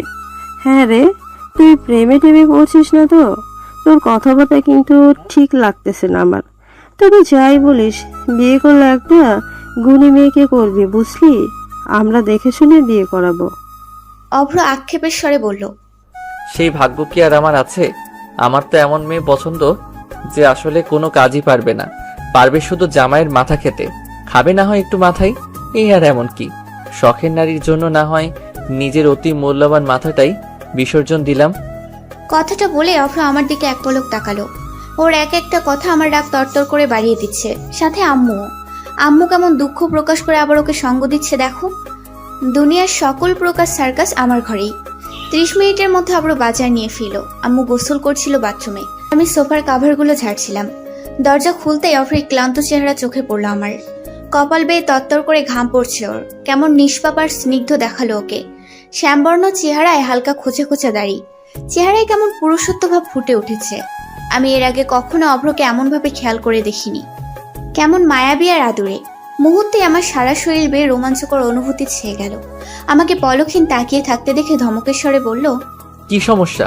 ব্যাগগুলো নিয়ে যে দাঁড়াই আছি, চোখে লাগতেছে না? একে তো এই গরমে একটা রিক্সা পাইলাম না, তার উপর বাইরে দাঁড় করে সঙ্গের মতো সামনে দাঁড়ায় আসার সামনে। এত কষ্ট করে আইলাম, কই একটু বাতাস করবি? ওনা দিয়া ঘাম মুইছা দিবি তা না, স্ট্যাচু হইয়া দাঁড়ায় আছে। তোর মন থেকে কি মায়া দয়া নামক শব্দ দুইটা নাই হইয়া গেছে রে? মূর্তির মতো দাঁড়ায় না থাইকা সর সামনে থাইকা। আমি হতভম্ব হয়ে গেলাম ওর কথায়। এইটুকু একটা কারণে এত কথা শোনানোর কোনো দরকার ছিল? গন্ডার একটা। ড্রয়িং রুমের সোফায় বসে অভ্র ক্লান্ত মুখে শার্টের বোতাম খুলতে খুলতে বলল, নিচ থেকে না বললে তো বিষ ছাড়া কিছুই খাওয়াবি না। মাথায় তো গোবর ছাড়া কিছুই নাই। এক গ্লাস শরবত বানাই নিয়ে আয় যা। কত বড় সাহস! আমাকে মিতুয়া হককে অর্ডার করা হচ্ছে? আজকে উপকার না করলে বেটা তোকে সত্যি বিষ খাওয়াইতাম। দাঁড়ায় আসোস কেন? মনে মনে তো ঠিকই 14 গোষ্ঠী তুইলা গালি দিতেছিস। অবশ্য তোর মতন গোবর মাথার গালি কি হইতে পারে আমার জানা আছে। গন্ডারের গন্ডি পার কইরা অন্য কোনো গালি আবিষ্কার করার মতন বুদ্ধি তোর নাই। অভ্র বেশ আয়েশ করেই শরবতটা খেলো, কিন্তু মুখে বলল, খুবই বাজে বানাইছিস। এত বাজে ট্রেনিং তোকে কোন ইউটিউবার দেয়? আন্টি এত বাজে শরবত বানানো কিছুতেই শিখাবে না, নেভার এভার। বলতে বলতে আমার ওড়না দিয়ে কেমন স্বাভাবিক ভঙ্গিতে মুখ মুছতে লাগলো, যেন এটা তার অধিকারের মধ্যে পড়ে। আমি কিছুই বলতে পারলাম না, বরাবরের মতোই ওর আচরণে কাবু হয়ে গেলাম আমি। অভ্র চলে গেল, সাথে রেখে গেল অজস্র প্রশ্ন। এই বিরক্তিকর মানুষটা আমায় এত নিখুঁতভাবে জানে? এই আমাকে আমার চেয়েও বেশি জানে? কি করে জানে? He is a magic man, নাকি এই ম্যাজিক শুধু মিতুর ক্ষেত্রেই? আর মাত্র 4 মাস পরেই চতুর্থ বর্ষের ফাইনাল পরীক্ষা আরম্ভ হতে যাচ্ছে। সারা বছর পড়াশোনার সাথে দেখা সাক্ষাৎ না থাকলেও এই সময়ে ব্যাচের সবার মধ্যেই একটা ব্যস্ততা মুখর পরিবেশের সৃষ্টি হয়েছে। ব্যস্ততা নেই শুধু আমাদের অভ্রের মাঝে, অনেকে এই নিয়ে রীতিমতো কানাঘুষা শুরু করে দিয়েছে। ক্লাসের ফার্স্ট বয় অলিতে গলিতে ঘুরে বেড়াচ্ছে, ব্যাপারটা অনেকে হজম করতে পারছে না। এই তো গতকাল মেসেঞ্জার গ্রুপে অভ্রকে নিয়ে রীতিমতো গবেষণা শুরু হয়ে গিয়েছিল। মেসেজের টুংটাং শব্দে আমি গ্রুপে না গিয়েও থাকতে পারলাম না। ওদের গবেষণায় এক পর্যায়ে কাঙ্ক্ষিত মানুষটি আগমন ঘটল। অভ্র গ্রুপে ঢোকা মাত্রই একে একে সকলেই সালাম দেওয়া শুরু করে দিল ওকে, যেন অভ্র নয়, আগমন ঘটেছে কোনো বিখ্যাত মনীষীর। প্রথমেই সম্মানের সহিত জাহিদ লিখল, অভ্র ভাই, আপনার পাটা যদি একটু দিতেন। আপনার পা ধোয়া পানি খাওয়া এই মুহূর্তে কম্পালসারি হয়ে গেছে। না মানে সারা বছর টোটো কইরা ঘুইরা বেড়ান, তাও একাডেমিক লাইফে আপনার এত সফলতা। আপনার সফলতার সিক্রেটটা যদি এই অধমের সাথে শেয়ার করতেন, খুব উপকৃত হতাম ভাই। অভ্রও কম না, কেমন স্বাভাবিক কণ্ঠে ভয়েস রেকর্ড দিল। শোন, তোরা আগামীকাল 10টার দিকে দেখা কর আমার সাথে। 10 মিনিটের বেশি টাইম দিতে পারবো না, বুঝলি? একবার পা ধুবো, সেই পানি একটা টাঙ্কিতে অ্যাড করবি, তারপর যতজনকে পারিস ডোনেট করে দিবি। আমার মনে কোনো হিংসে নেই, বুঝলি? আমার সামান্য পা ধোয়া পানির দ্বারা যদি তোরা উপকৃত হোস, সেটা গুরু হিসেবে আমার জন্য ভীষণ গর্বের। জাহিদ লিখল, কিন্তু ভাই, আমি তো একাই আপনার সিক্রেটটা ভোগ করতে চাই। সরি, এই মহামূল্যবান পানীয় আমি শেয়ার করতে পারবো না কারোর সাথে। এক টাঙ্কি বলেন আর যাই বলেন, এই পানীয় সংরক্ষণ করে আমি আমার আগামী 14 পুরুষের সফলতা নিশ্চিত করতে চাই। এই মেসেজের রিপ্লাই সিফাত লিখল, দোস্ত, তোর আসলে শুধু পা ধোয়া পানিতে পোষাবে না রে। ধোয়া পানিতে সাদার স্কিন কেয়ার প্রোডাক্ট অ্যাড করতে পারিস। এই মেসেজে সাদিয়ার ইনগ্রিডিয়েন্ট দেখা গেল। বাকিরা মনে মনে হাহা রিয়েক্ট দিলেও সেটা বাস্তবে প্রকাশ করলো না। সিফাত, তুমি কি আমাকে কোনোভাবে অপমান করছো? না মানে একদিন জাহিদকে দিয়ে অনলাইনের প্রোডাক্টগুলো আনিয়েছি বলে তুমি কি ভাবছো সবসময় জাহিদ আমাকে এগুলো কিনে দেয়? শুনো, আমার পাপার টাকা পয়সার কোনো অভাব নেই যে বয়ফ্রেন্ডকে দিয়ে সবসময় সব কেনাবো। জাহিদ লিখল, বাবু, ও আসলে এটা মিন করে নাই, তুমি রাগ করো না প্লিজ। জাহিদের এই মেসেজে এবার গণহারে সকলে ওকে পছানোর একটা সুযোগ পেয়ে গেল। সকলের জবাব পাল্টা জবাবে রীতিমতো গ্রুপে তৃতীয় বিশ্বযুদ্ধ আরম্ভ হয়ে গেল। বিরক্ত হয়ে বেরিয়ে পড়লাম আমি। পরদিন বিকেলে আমি আর মেঘা মানিক মামার ফুচকার স্টলে বসে ফুচকা খাচ্ছি। খাওয়া শেষ করে পুনরায় বাসায় যাওয়ার জন্য রওনা হতেই গলির দোকানে অভ্রকে চোখে পড়ল। অভ্র পেছন ফিরে দাঁড়িয়ে, সাথে ফারদিন। আমি বারণ করা সত্ত্বেও মেঘা ঢ্যাং ঢ্যাঙিয়ে ওদের সামনে গিয়ে দাঁড়িয়ে অভ্র করে ডেকে উঠল, দোস্ত কেমন আছিস? মেঘার ডাকে অভ্র আটকে উঠল, হকচকিত হওয়ার ন্যায় পেছন ফিরে তাকালো। আরো হতভম্ব হলো সাথে আমাকে দেখতে পেয়ে। ফারদিনের অবস্থা তখন রীতিমতো ছেড়ে দেমা কেঁদেবাছি টাইপ। আমি তখনও বিষয়টা ধরতে পারিনি ঠিক মতো। আমাদের দেখা মাত্রই অভ্র ধোয়া ওঠা সিগারেটটা হাতের মুঠোয় নিয়ে নিল। ব্যাপারটা নজরে আসা মাত্রই আমার চোখ কপালে উঠে যাওয়ার উপক্রম। আমি কঠিন গলায় জিজ্ঞেস করলাম, তুই সিগারেট খাস অভ্র? অভ্র কোনো জবাব দিল না। কিছুক্ষণ চুপ থেকে জোরপূর্বক হাসার চেষ্টা করে অবাক হওয়ার ভান করে বলল, বলিস কি? আমি আর সিগারেট? ইম্পসিবল।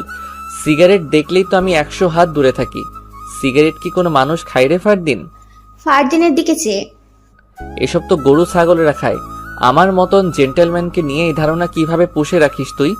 আমার তো ভাবতেই কেমন কষ্ট হচ্ছে রে। ওর নাটকে আমার রাগ দ্বিগুণ প্লাস দ্বিগুণ সমান সমান 4 গুণ হওয়ার উপক্রম।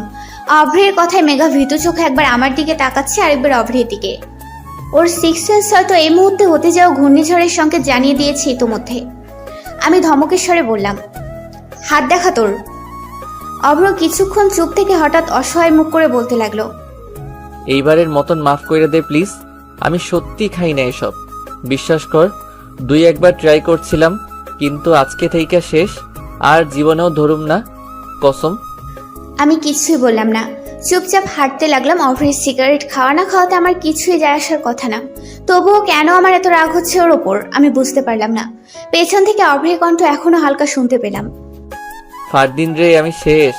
তোর ভাবি আমারে মাইরাই ফেলাবো আজকে।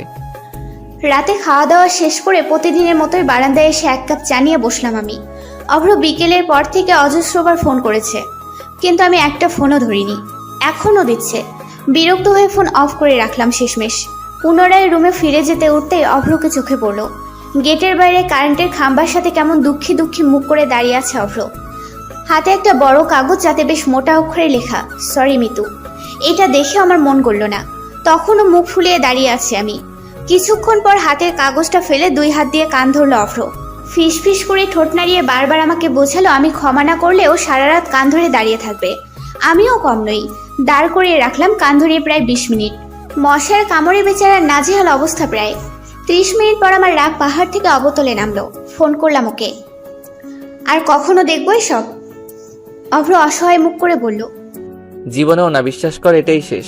তুই যা বলবি তাই শুনবো, তুই বললে তাই, না বললে নাই। এই মুহূর্তে আমার পুরোপুরি না কমলেও 80 ভাগই কমতে শুরু করেছে। কিছুক্ষণ চুপ থেকে অপলক দৃষ্টিতে তাকিয়ে রইলাম ওর দিকে। তারপর মৃদু হেসে বললাম, বাসায় যা, অনেক পাগলামি হয়েছে। হুম, যাবো না। যাবি না মানে? কেউ দেখলে উল্টাপাল্টা মনে করবে অভ্র, বাসায় যা।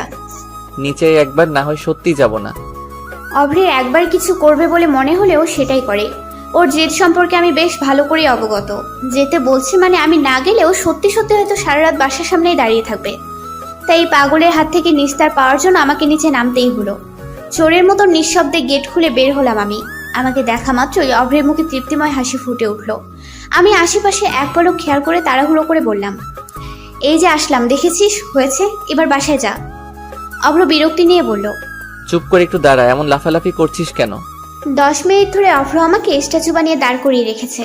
তারপর বেশ কিছুক্ষণ পলকহীন চোখে তাকিয়ে আমাকে দেখতে থাকলো। মিতু, শুনছি, যা বলার তাড়াতাড়ি বল। আশেপাশে তাকিয়ে, রাতে কি এগুলো পরেই ঘুমাস? অভ্রের কথায় আমি হতস্কৃত হয়ে পড়লাম। তারপর নিজের পরনে নজর দিতেই দেখলাম রাতে ঘুমানোর জন্য গেঞ্জি আর প্লাজো পরেছিলাম, সেটা চেঞ্জ না করেই তাড়াহুড়ো করে চলে এসেছি। এমনকি গায়ে ওড়না জড়াতেও ভুলে গেলাম আমি। সম্বিত ফিরে আসতে কেমন লজ্জা আর অস্বস্তি হচ্ছিল আমার। অভ্রও বোধহয় সেটা বুঝতে পারলো। আমার অস্বস্তি আর না বাড়িয়ে ঠোঁটে রহস্যময় হাসি ঝুলিয়ে প্যান্টের পকেটে হাত ঢুকিয়ে হাঁটতে হাঁটতে বলল, বাসায় যা। বিছানায় শুয়ে এপাশ ওপাশ করতে লাগলাম আমি। কিছুতেই ঘুম আসছে না আমার। ফোনটা অন করতেই নোটিফিকেশনের টুংটাং আওয়াজ। ফেসবুক অন করলাম। ফেসবুকে ঢুকতেই অভ্রের 5 মিনিট আগের পোস্ট করা একটা স্ট্যাটাস সামনে এলো। সেখানে বাংলা একটা গানের কিছু লাইন। ঘুম চলে যায় তোমার চোখে বেড়াতে, পারি না তাকে কোনোভাবে ফেরাতে। আমার এই মন তোমার মনের পাড়ায় বোকাশোকা হয়ে আড়ালে আবডালে দাঁড়ায়। তোমাকে ছোঁয়ার নেই তো আমার সাধ্য, দেখতে পাওয়া সেই তো বড় ভাগ্য। মনটা অবাধ্য হচ্ছে প্রায়শ। কমেন্টে সিফাত সেখানে লিখেছে, সাধ্য তো আছেই বন্ধু, নেই শুধু বৈধতা। আগে পরে তো একজনকেই মন দিয়ে বসে আছো, বিয়েটা করেই ফেলে এবার। মেঘা লিখলো, বন্ধু, শাহরুখ কাজল জুটির বাস্তবিক পূর্ণতা দেখার সৌভাগ্য করে দাও প্লিজ। সালমান কিংবা রানী মুখার্জির এন্ট্রি আমরা চাই না। পুষ্পিতাও লিখলো, হাই হাই অভ্র, তোমার গার্লফ্রেন্ড আছে? এত কিউট ছেলেটাও শেষমেশ মিঙ্গেল হয়ে গেল, খুবই দুঃখজনক। সিফাত সেখানে রিপ্লাই করে বলল, এই ব্যাটার উপর ক্রাশ খাইয়ে লাভ নেই পুষ্প। অব্রের সকল আগ্রহ এক নারীতেই আটকে আছে। তুমি চাইলে আমাকে লাইন মারতে পারো, বেশিক্ষণ লাগবে না পটাতে। এই রিপ্লাইয়ে সিফাতের গার্লফ্রেন্ড মৌনি এংরি রেড দেখা গেল। ব্যাপারটাকে আরেকটু ঘোলাটে করার জন্য জাহিদ লিখলো, আস্তাগফিরুল্লাহ সিফাত, সে মৌনির মতন একটা লক্ষ্মী মেয়ে থাকতেও তোর চরিত্রের কালো ধূসর বেগুনে এত ধরনের দাগ। মোহিনী দেখেই তোর সাথে সংসার না মানে রিলেশনে আছে। অন্য মেয়েরা হইলে বিয়া সারাই ডিভোর্স দিয়া দিত। আমার তো খুব মায়া লাগতেছে বেচারি মোহিনীর লাইকা। রুম্পা লিখলো, জাহিদ রে, তুই তো কুটনির শাশুড়িদের চেয়েও জঘন্য রে দোস্ত। শেষ বেচারা সত্য হওয়া প্রেমিকাটারও আর কয়টা মাস থাকতে দিলি না তুই? তোরে আসলে কুটনা অফ দ্য ইয়ার ঘোষণা করা উচিত। কি আকামটাই না করলি। সিফাতের নিভ্বি এখন ফোন করে বলবে, বাবু আমি রাগ করছি। তোর সাধ্য আছে এর রাগ ভাঙানো? একমাত্র সিফাতই এই অসাধ্য সাধন করতে পারে। সিফাত জাহিদকে মেনশন করে লিখলো, কালকে ছুটির পরে দেখা করিস তুই। তোমার সাদিয়া নাদিয়াদের একটা মিট আপ আছে। আগাম সতর্ক সংকেত দিয়ে দেওয়ার জন্য থ্যাঙ্কস মি লেটার। জাহিদ সেটা রিপ্লাই করে বলল, ঠিক আছে ভাইয়া, আমার স্কুল 12টায় ছুটি হয়, আপনারটা জানলে দেখা করতে সুবিধা হবে। আমি নির্বাক দর্শকের ন্যায় বিনা টিকিটেই সার্কাসের সকল মজা উপভোগ করে নিলাম। রাত প্রায় 3টা বাজতে চলল। আমার চোখে তখনও ঘুম নেই। দুঃখ নয়, সুখময় অনুভূতি থেকে আমার ঘুম আসছে না। অতিরিক্ত দুঃখে মানুষ যেমন নির্ঘুম রাত কাটায়, অতিরিক্ত সুখেও তাই হয়। আমার অবস্থাও ব্যতিক্রম নয়। এক শ্যামবর্ণ পুরুষ আমার ঘুম হরণ করেছে। আমার মনে হচ্ছে কোথাও যেন একটা ছায়া রয়েছে, যে ছায়া আমায় প্রকাশ্যে গোপনে সকল প্রতিকূল পরিস্থিতি থেকে রক্ষা করছে। সে আমায় কেবল এবং কেবলই প্রশান্তিই দিয়ে যায়, বিনিময়ে গ্রহণ করে অবহেলা। একটা ভালো রাখার মানুষ, যার সকল কৌতূহল শুধু মৃত্যুকে ঘিরেই, যার পলকহীন তাকিয়ে থাকা তার শ্যামবর্ণ মুখ আমায় এক দ্বন্দ্বও ঠিক থাকতে দিচ্ছে না। আমি চোখ বন্ধ করলাম, সাথে সাথে চোখ থেকে এক ফোঁটা পানি গড়িয়ে পড়লো আমার। এই অশ্রুতেও কেমন তৃপ্তি খুঁজে পেলাম আমি, অভ্রময় তৃপ্তি। পৃথিবীর সকল অনাকাঙ্ক্ষিত ঘটনাবলীর মধ্যে একটি হচ্ছে আগামী পরশু পুষ্পিতার বিয়ে। হুট করে পুষ্পের বিয়ের সিদ্ধান্ত নেওয়া নিয়ে প্রথমে আমরা বেশ অবাক হয়েছিলাম। তাও নাকি পারিবারিক না, সোজা প্রেমের বিয়ে। গত 4 মাস ধরে প্রেম, তারপর বছর না ঘুরতেই বিয়ে। পুষ্পের জীবনে এটাই প্রথম প্রেম, অথচ এর আগে কখনো প্রেম না করেও শত শত পুরুষকে বিচ্ছেদের যন্ত্রণা দিয়ে বিয়ের পিড়িতে বসতে যাচ্ছে পুষ্প। ছেলে হলে আমিও হয়তো অনেকটা দুঃখ পেতাম। সুদর্শন পুরুষদের বিয়ে মানুষ যত সহজে মেনে নিতে পারে, সুন্দর এই নারীদের বেলায় ঠিক তার উল্টো। ওর বিয়ে নিয়ে বন্ধু মহলে রীতিমতো আলোচনা সমালোচনা শুরু হয়ে গিয়েছে। সকলের একই প্রশ্ন, হাউ ইজ দ্যাট পসিবল পুষ্প? পুষ্প আমাদের ব্যাচের সবচেয়ে সুন্দরী রমণী। ইউনিভার্সিটি লাইফের শুরু থেকেই পুষ্পকে নিয়ে সিনিয়র জুনিয়র সকল ব্যাচের ছেলেদের আগ্রহ ছিল চোখে পড়ার মতো। কিন্তু পড়াশোনা ছাড়া এই মেয়ের কখনো কোনো কিছু নিয়ে মাতামাতি করতে দেখা যায়নি। অভ্র ছাড়া পুষ্প কোনো ছেলেকেই তেমন পছন্দ করতো না। বন্ধু মহলের মধ্যে 2-1 জন পুষ্পকে প্রেমের প্রস্তাব দিয়েছিল, তার মধ্যে সিফাত ছিল সবচাইতে লয়াল। বেচারা নিজের গার্লফ্রেন্ড থাকার সত্ত্বেও প্রেমবিহীন এই অদৃশ্য বিচ্ছেদ কিছুতেই মেনে নিতে পারছে না। লোকলজ্জার ভয়ে ঠিকমতো সেটা প্রকাশও করতে পারছে না। বিয়েটা খুব বেশি ধুমধাম করে না হলেও পুষ্পের আব্বু আম্মু আমাদের সব ফ্রেন্ডসদেরকেই দাওয়াত করেছে। হঠাৎ বিয়ের দাওয়াতে সবাই অপ্রস্তুত হয়ে পড়েছিলাম। পুষ্পের হবু বর কিছুদিনের মধ্যে আমেরিকা ব্যাক করছে, যার কারণে এত তাড়াহুড়োর মধ্যে সবকিছু করতে হয়েছে আঙ্কেল আন্টিকে। পুষ্পের অনার্স শেষ হওয়ার পরেই নাকি আয়োজন করে আবার অনুষ্ঠান করবেন। তার আগ পর্যন্ত পুষ্প বাপের বাড়িতেই থাকবে। এত কম সময়ের মধ্যে আমরা ফ্রেন্ডসরা তেমন কোনো প্রিপারেশনই নিতে পারিনি। তাড়াহুড়োর মধ্যেই যা কেনাকাটা করেছি, বিয়েটা সিলেটে পুষ্পের দাদার বাড়িতেই হয়ে যাচ্ছে। এই নিয়ে এক একজন ব্যাপক উত্তেজিত। প্রথম দিকে কারোরই আগ্রহ ছিল না এমন সাদামাটা বিয়েতে অ্যাটেন্ড করার, কিন্তু সিলেটের নাম শোনা মাত্রই এই সাদামাটা বিয়েটাও সকলের চোখে লাল নীল দেখালো। বেচারা সিফাতও বিচ্ছেদের দুঃখ ভুলে নাচতে নাচতে ব্যাগ প্যাক করা শুরু করে দিল।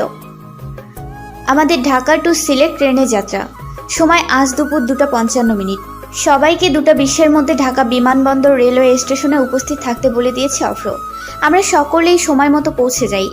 বন্ধু মহলের সকলকে নিয়ে এটাই আমাদের প্রথম ভ্রমণ, তাই সকলের চোখে মুখে এ নিয়ে ব্যাপক উত্তেজনা বিরাজ করছে। আমরা সবাই সঠিক সময় স্টেশনে পৌঁছালেও সিফাতকে তখনও আসতে দেখা গেল না। অব্র কিছুক্ষণ পরপর ফোন করছে ওকে, রিং হলেও অপর প্রান্ত থেকে রিসিভ হচ্ছে না। 2:40 বাজতে চলল, সিফাত এলো না। মুখে প্রকাশ না করলেও মনে মনে আমরা সকলেই এবার উদ্বিগ্ন হয়ে পড়লাম। সিফাত না এলে আমরা আদৌ সিলেটে যাচ্ছি কিনা তা নিয়ে প্রশ্ন উঠল। আর অল্প কিছুক্ষণ সময় আছে, তার মধ্যে সিফাত না এলে আমরাও সিলেটে যাচ্ছি না বলেই সিদ্ধান্ত নিলাম। সকলের মনের মধ্যে বিরাজ করা টান টান উত্তেজনা যেন মুহূর্তেই মাটিতে লুটিয়ে পড়তে লাগলো। আমরা হতাশ মুখে দাঁড়িয়ে রইলাম। এত কাঠখড় পুড়িয়ে বাসা থেকে পারমিশন নেয়ার পর যদি না যেতে পারি, এর চেয়ে দুঃখের আর কিছুই হতে পারে না। হঠাৎ কারো উচ্চস্বরে আমরা পেছন ফিরে তাকালাম। হাঁটু ধরে হাঁপাতে হাঁপাতে দাঁত কেলিয়ে হাসার চেষ্টা করে কাঙ্ক্ষিত মানুষটি বলল, কিরে তোদের মধ্যে কোনো এক্সাইটমেন্ট নাই কেন? বুঝলাম না। অমন তাকে আছিস কেন? সুন্দর লাগতেছে আমাকে। আসার সময় শুধু ফেয়ার অ্যান্ড লাভলি দিয়েছিলাম, বিশ্বাস কর।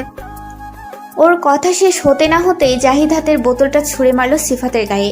তারপর পায়ে জুতা খুলতে খুলতে বলল, তোর এক্সাইটমেন্টের অমলেট বানাত তুই। তোর খবর আছে শালা, খারাপ কইতাছি। সিফাত দিক দিশা ভুলে জাহিদের দুবাই থেকে আগত জুতার হাত থেকে রক্ষা পাওয়ার চেষ্টা করছে। এরই মধ্যে দু একবার ওর গায়ে লেগেও যায়। জাহিদ পুনরায় জুতা তুলে আবার ওর পেছনে দৌড়াতে থাকে। শেষমেশ দৌড়ে না পেরে আমার পেছনে এসে লুকালো। মিতু, বইন আমারে বাঁচা প্লিজ। শালার ওপরে পাগলা কুত্তার আত্মা ভর করেছে, যে কোনো সময় দেবে কামড়। এই যুবক বয়সে কুত্তার কামড়ের ইঞ্জেকশন নেওয়ার কোনো ইচ্ছে আমার নাই। কথাটা শোনা মাত্রই জাহিদ আবার তেড়ে আসলো। পুরো স্টেশন দৌড়াতে দৌড়াতে দুজনেই এক পর্যায়ে ক্লান্ত হয়ে হাঁটু ধরে দাঁড়িয়ে হাঁপাতে লাগলো। তারপর দুঃখী দুঃখী মুখ করে সিফাত বলল, দোষ, বিশ্বাস কর আমার কোনো দোষ নেই। আমি ঠিক টাইমে বাসা থেকে বের হইছি। রাস্তায় এত জ্যাম মামা। ঢাকা শহরের জ্যাম শুধু তোরই পাইছে শালা, আমরা আসি নাই। বাইর হওয়ার আগে তোমার মৌনি নিবিড়ে কনভেন্স করতেই তো 1 ঘন্টা লাগাইছো নিশ্চয়ই। সিফাত হতস্কিত হওয়ার ভান করে ভাব নিয়ে বলল, ছ্যা, আমার এত লেম মনে করিস তোরা? শেষমেশ ইন্টারমিডিয়েট পড়ুয়া প্রেমিকার থেকে পারমিশন লেয়া লাগবে আমার? এত খারাপ দিনও আসে নাই। শার্টের কলার ঝাঁকাতে ঝাঁকাতে বলল। রুম্পা বিরক্তি নিয়ে বলল, চুপ থাক তুই। একে তো লেটার সোর্স, তার উপর চাপা মারতে একটুও কার্পণ্য হোস না। তোর কোনো আইডিয়া আছে আমরা কত টেনশনে ছিলাম? সিফাত টলমলো চোখে বলল, হাউ সুইট রুম্পা, তোরা আমার এত ভালোবাসোস। চোখের পানি মোছার ন্যায় নাটক করে বলল, এদিকে আয়, তোর একটা চুমা দিই দোস্ত। তোর টেনশন একটু রিলিজ করা দরকার এখন। বলেই রুম্পার কাছে আসতে নিতেই রুম্পা ওর হাতের পানির বোতলটা ওর দিকে ছুঁড়ে মেরে পেছাতে পেছাতে বলতে লাগলো, ওই হারামি দূরে থাক। কিরে তোরা ওরে আটকা একটু। ওই অপ্র ভাই বাচ্চা এই মহিষের হাত থেকে। ট্রেন চলছে। বিকেল প্রায় 5টা বাজতে চলো। ট্রেনের বাইরে এখন ঝিরিঝিরি বৃষ্টি পড়তে দেখা যাচ্ছে। আমরা আমাদের সিটগুলো পাশাপাশি বুক করেছি বলে সকলে দ্রুত একে অপরের থেকে খুব বেশি না। এই সুন্দর ওয়েদার, সুন্দর দিনটাকে আরো উপভোগ করে তোলার জন্য আমরা সকলে মিলে গান গাওয়ার সিদ্ধান্ত নিলাম। আমি ট্রেনের জানালাগুলো খুলে দিলাম। প্রথমে সিফাত শুরু করলো, তারপর 2-1 লাইন গাওয়ার পরে আমিও সুর মেলালাম। আমার মনের কোণের বাইরে, আমার মনের কোণের বাইরে, আমি জানালাম খুলে ক্ষণে ক্ষণে চাই রে, আমার মনের কোণের বাইরে, আমার মনের কোণের বাইরে, কোন অনেক দূরে উদাস সুরে, কোন অনেক দূরে উদাস সুরে, আভাস যে কার পাইরে। গানের তালে তালে হেলে দুলে অন্যান্য যাত্রীদের মধ্যে কেউ কেউ হাততালি দিচ্ছে, কেউ বা মুখ দিয়ে শীষ বাজানো নেয় বাঁশির সুর তুলতে লাগলো। আমাদের বগির সব যাত্রীরাই ততক্ষণে আমাদের সাথে সুর মিলিয়ে গাইতে শুরু করলো। ছোট ছোট বাচ্চারা কেবিন থেকে উঠে হাত পা নাচিয়ে নাচতে শুরু করলো। কিছু মধ্যবয়স্ক লোকদের আমরা উঠে নিজেদের সাথে বসার জন্য জায়গা করে দিলাম। এত আকর্ষণীয় দিন আমার জীবনে এটাই প্রথম। আমার মনে হলো এই পথ শেষ না হলেই বোধহয় ভালো হয়। এই মুহূর্তের এই যাত্রার সমাপ্তি না ঘটুক আজ। দোস্ত, আমার না কেমন কেমন লাগছে মামা। বুকটায় হাত দিয়ে দেখ অভ্র, মনে হইতাছে কেউ হাতুড়ি আর ইট নিয়া বুকের মধ্যে বাড়াবাড়ি করতেছে। কারোর কাছ থেকে সারা শব্দ না পেয়ে পুনরায়, কেমনে পারলো পুষ্প এটা করতে? আমার মধ্যে কি কমতি আছে তোরাই ক। সিফাতের কথায় যেন আমরা আকাশ থেকে পড়লাম। জাহিদ সঙ্গে সঙ্গে ফোনের ক্যামেরা অন করে সিফাতের দিকে তাক করে বলল, বন্ধু, যেই বিরহ গান একটু আগে শোনাইলা ওইটা একটু রিপিট করো প্লিজ। আমরা চাই না তোমার অস্কার ডিজার্ভ করা গান মৌনি কোনোভাবে মিস করো। রুম্পা বিজ্ঞান নাই বলল, এই তুই এত হিপোক্রিট কবে থেকে হলি রে? সিলেটের নাম শুনে গত রাত থেকে সবার চেয়ে বেশি তুই লাফালি। ইভেন আমরা 3টা মেয়ে যতগুলো না জামা কাপড় নিয়েছি তার চেয়ে বেশি নিয়েছিস তুই। এখনো তোর ব্যাগ খাটলে আগামী 1 মাসের শার্ট প্যান্ট পাওয়া যাবে। তোর আনন্দ দেখে আমাদের মনে হয়েছিল বিয়েটা পুষ্পিতার না তোর। এরই মধ্যে তোর কি হলো আবার? সিফাত অভিমানী মুখ করে বলল, এই তোরা এত নিষ্ঠুর কেন? কই কষ্ট পাইতাছি, গলায় গলায় ধইরা সান্ত্বনা দিবি তা না? পুনরায় আমার মতন একটা ভালো মানুষেরে বন্ধু হিসেবে পাইয়া তোকে দৈনিক কৃতজ্ঞতা স্বরূপ 2 রাকাত নফল নামাজ পড়া উচিত। কথা শেষ হওয়ার আগে সিফাতের গালে সিঙ্গাম মার্কা একটা চর বসে গেল। সিফাত বিস্মিত নয়নে গালে হাত দিয়ে হা করে তাকিয়ে আছে। আমরাও একইভাবে বিস্ময় নিয়ে অভ্রের দিকে তাকিয়ে রইলাম, কিন্তু মেঘা একটুও বিস্মিত হলো না। ও হাসতে হাসতে মাটিতে লুটিয়ে পড়ার ন্যায় বলল, পারফেক্ট। ওর কথাই সিফাত আরো কাদো কাদো হয়ে বলল, ওই যা, আমি খেলমই না তোকে লাগে, সর। বলেই কেবিন থেকে উঠে যেতে নিতেই অভ্র ওর শার্টে ধরে হ্যাচকা টান মেরে আবার বসিয়ে দিল। তারপর একটা কোল্ড ড্রিঙ্কসের বোতল হাতে ধরিয়ে দিয়ে বলল, 5 মিনিট মুখটা অফ রাখ। সিফাত খুশি হয়ে টলমলো চোখে তাকিয়ে বোতলের মুখটা খুলতে খুলতে বলল, হাউ সুইট অব্র, তুই এত ভালো কেন? আমি আর রুম্পা একে অপরের মুখ তাকাতাকি করতে লাগলাম। পৃথিবীর সকল অদ্ভুত প্রাণীদের মধ্যে সিফাতকে শ্রেষ্ঠ উপাধি দিতে আমাদের আর গবেষণা করতে হলো না। খাওয়া দাওয়া হাসি আড্ডায় কখন যে সন্ধ্যা নেমে এলো টেরি পেলাম না। আনন্দে অতিবাহিত করার সময়গুলো হয়তো এমনই হয়। এই মুহূর্তটাকে আমার জীবনের সবচেয়ে সুন্দর মুহূর্তগুলোর একটি বলে মনে হচ্ছে। মনে মনে চাইতে লাগলাম আজকের এই দিন, এই মুহূর্ত সময়ের একটা নির্দিষ্ট কাটায় আটকে যাক, তারপর নষ্ট হয়ে যাক সেই 90 দশকের দেয়ালঘড়ি, হয়ে যাক কিছু অনিয়ম। কিন্তু তাকে আদৌ হতে পারে? পারে না। প্রকৃতিকে এই অনিয়ম করতে প্রস্তুত? কোনোভাবেই না। প্রকৃতি কখনো নির্দিষ্ট করার প্রয়োজনে নিজের নিয়মের ঊর্ধ্বে যেতে রাজি নয়। তাই আমাদের এই প্রকৃতি আর পরিস্থিতির সাথে নিজেদের মানিয়ে নিতে হয়। প্রকৃতি কখনোই আমাদের সাথে মানিয়ে নেবে না। নির্দিষ্ট কোনো ভালো লাগার ঋতু যেমন 12 মাস থেমে থাকে না, পরিস্থিতি, মানুষ, মুহূর্তও তেমনই। আজকের এই দিন, এই মুহূর্ত হয়তো আর কখনোই ফিরে আসবে না। এই নিদারুণ নিষ্ঠুর সত্যটাই আমাদের মেনে নিতে কষ্ট হয়। রাত প্রায় 9টা। নিয়ম অনুযায়ী যে কোনো যানবাহনে চলাকালীন সময় আমার ঘুমাতে হবেই। সেই নিয়মের ব্যতিক্রম আজও হলো না। আড্ডা দিতে দিতে কখন যে ঘুমিয়ে পড়লাম খেয়ালই হলো না। সিফাতের ডাকে কোনো রকমে চোখ মিলে তাকালাম আমি। দোস্ত আইসা পড়ছি, ওঠ, নাম তৈব। ভালো করে চোখ মেলতেই নিজেকে আবিষ্কার করলাম অভ্রের বুকে। অভ্রও সিটে হেলান দিয়ে ঘুমিয়ে। আমার গায়ের ওপর অভ্রের জ্যাকেট দেখতে পেয়ে অবাক হলাম কিছুটা। প্রশ্নসূচক দৃষ্টিতে মেঘার দিকে তাকাতে ও বলল, ঠান্ডায় কাঁপাকাঁপি করছিলি তুই। অব্র ওর জ্যাকেটটা খুলে তোর গায়ে জড়িয়ে দিয়েছে যাতে তোর ঠান্ডা না লাগে। অভ্র এখনো ঘুমিয়ে। ওর ঘুমন্ত চেহারাটা কি নিষ্পাপ দেখালো আমার চোখে। কেমন আদুরে একটা মুখ। আমার ইচ্ছে হলো ওর মুখটা ছুঁয়ে দেখতে। মায়াবী চেহারায় খোঁচা খোঁচা দাড়িগুলো আমাকে চুম্বুকের ন্যায় টানতে লাগলো। খুব ইচ্ছে হলো ওর শ্যামবর্ণ গালে অজস্র চুমু এঁকে দিতে, কিন্তু নিজের এই ইচ্ছেটা বাস্তবায়ন করার আগে অভ্রের ঘুমটা ভেঙে গেল। চোখ মেলে ঘড়িতে চোখ বুলিয়ে তাড়াহুড়ো করে ব্যাগ হাতে নিয়ে বলল, শিট, 9টা বেজে গেছে। কি রে, ডাকলি না আমাকে? আমি নিচু স্বরে বললাম, তোর ঘুম ভাঙতে ইচ্ছে হয়নি। আমার আদুরে উত্তরটা বোধহয় মহিষটার হজম হলো না। অভ্র বেশ ধমকের স্বরে বলল, ঘুম না ভাঙালে কোলে করে নিতি আমাকে? আজও কথাবার্তা কিভাবে বলতে হয় এটাও শিখিস নাই? আমি বুঝে গেলাম এই গরুর সাথে কোনোভাবেই আমার মতো সভ্যমের বনিবনা হবে না। আমাকে গরম চোখে তাকিয়ে থাকতে দেখে অভ্র বলল, রাক্ষসীর মতো তাকায় আসোস কেন? আবার খাইয়া ফেলবি? তারপর হঠাৎ রূপ বদল করে মুখে দুষ্ট হাসি ঝুলিয়ে পুনরায় বলল, ওসব হলে পরে হবে। এমন দুষ্টু দুষ্টু চিন্তা এখন ভুলেও মাথায় আনবি না মিতু। আমি যথেষ্ট লেভেলের গুড বয়।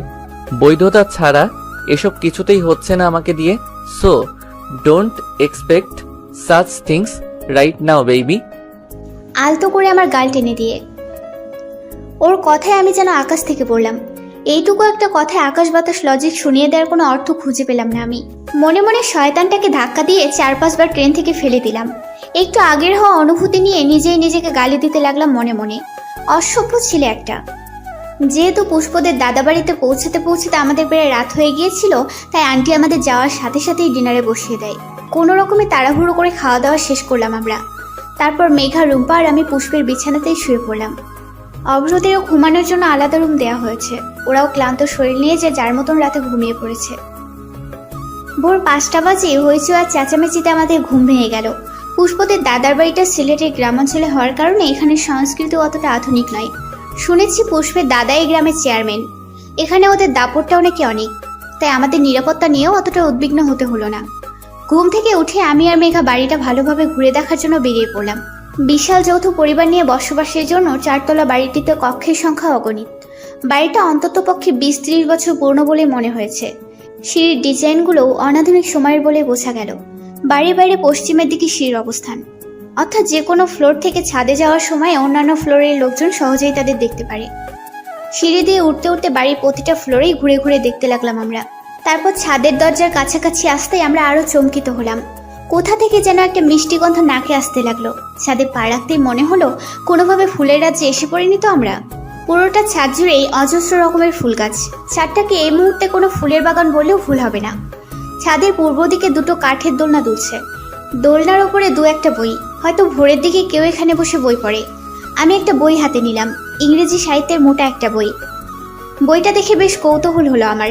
এই ছোট্ট আধুনিক গ্রামে ইংরেজি সাহিত্যের বই পড়ার মতনও মানুষ হয়, সেটা ভেবে ভীষণ কৌতূহল বেড়ে গেল আমার। বইটা রেখে এবার রেলিংয়ে ঠেস দিয়ে দাঁড়ালাম আমি। শরীরের কাঁপুনি ধরিয়ে দেওয়ার মতো ঠান্ডা বাতাস গায়ে লাগতে শুরু করলো। এত স্নিগ্ধ অনুভূতি আমি আগে কখনো পাইনি। এই অরণ্যে ঘেরা বাড়িটার ওপর কেমন মায়া জন্মে গেল মুহূর্তেই। আশেপাশে তাকালে শুধু গাছ আর গাছ, এ যেন এক অন্য জগৎ। মিতু দোস্ত, আমার অসম্ভব ভালো লাগছে রে। এখান থেকে এখন আর যেতে ইচ্ছে করছে না। ইস, আমাদেরও যদি এমন একটা বাড়ি হতো, এত সুন্দর জায়গাতে। মেঘার কথায় আমি বেশ শব্দ করেই হেসে ফেললাম। দুজনে বেশ কিছুক্ষণ জায়গাটার সৌন্দর্য উপভোগ করলাম। তারপর রেলিংয়ের পেছন হয়ে ঘুরে তাকাতেই বাড়ির পুকুর ঘাটে অভ্রদের দেখতে পেলাম। লুঙ্গি পরা অবস্থায় ঘাটের সিঁড়িতে বসে ছাই দিয়ে দাঁত মাজছে ওরা। হাফহাতা গেঞ্জিতে লুঙ্গি পরা অবস্থায় তিনটাকে কেমন অদ্ভুত দেখালো এই মুহূর্তে। লুঙ্গিগুলোর ডিজাইন দেখে মনে হলো খুব সম্ভবত এগুলো পুষ্পের বাপ চাচাদের লুঙ্গি। আমার ভীষণ হাসি পেল ওদের এভাবে দেখে। মেঘা হাসতে হাসতে চেঁচিয়ে উঠে বলল, হে বয়েস, খুব হট লাগছে তোমাদের। সাথে সাথে সিফাত আর জাহিদের চেহারার রং পাল্টে গেল। বেচারাদের চোখ মুখ দেখে বোঝা গেল এরা আগে কখনোই লুঙ্গি পরেনি, তাই লজ্জাও বেশি পাচ্ছে এরা। অবশ্য অব্রও কখনো লুঙ্গি পরেনি বলেই আমি জানি। তবুও বেটার চেহারায় এতটুকু অস্বস্তি দেখতে পেলাম না। কেমন নির্বিকার ভঙ্গিতে দাঁত মাজতে লাগলো অভ্র।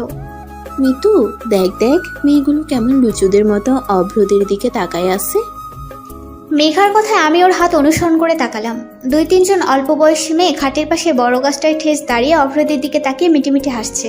বয়স 16 কিংবা 17 বেশি হবে না। খুব সম্ভবত এরা পুষ্পের চাচাতো জ্যাঠাতো বোন। এই দৃশ্য দেখে রাগে আমার গা জ্বলে যাওয়ার উপক্রম হলো। ইচ্ছে হচ্ছিল মেয়েগুলোকে ধরে ঠাস ঠাস করে গালে চড় বসিয়ে দেই। ওদের বিশেষ নজর যে অভ্রের দিকেই, সেটাও আমি হারিয়ে হারিয়ে বুঝতে পারলাম। নাটক আর না বাড়াতে হনহনিয়ে নিচে নেমে পড়লাম আমি। এক্সকিউজ মি আপুরা, কোন ক্লাসে পড়ছো?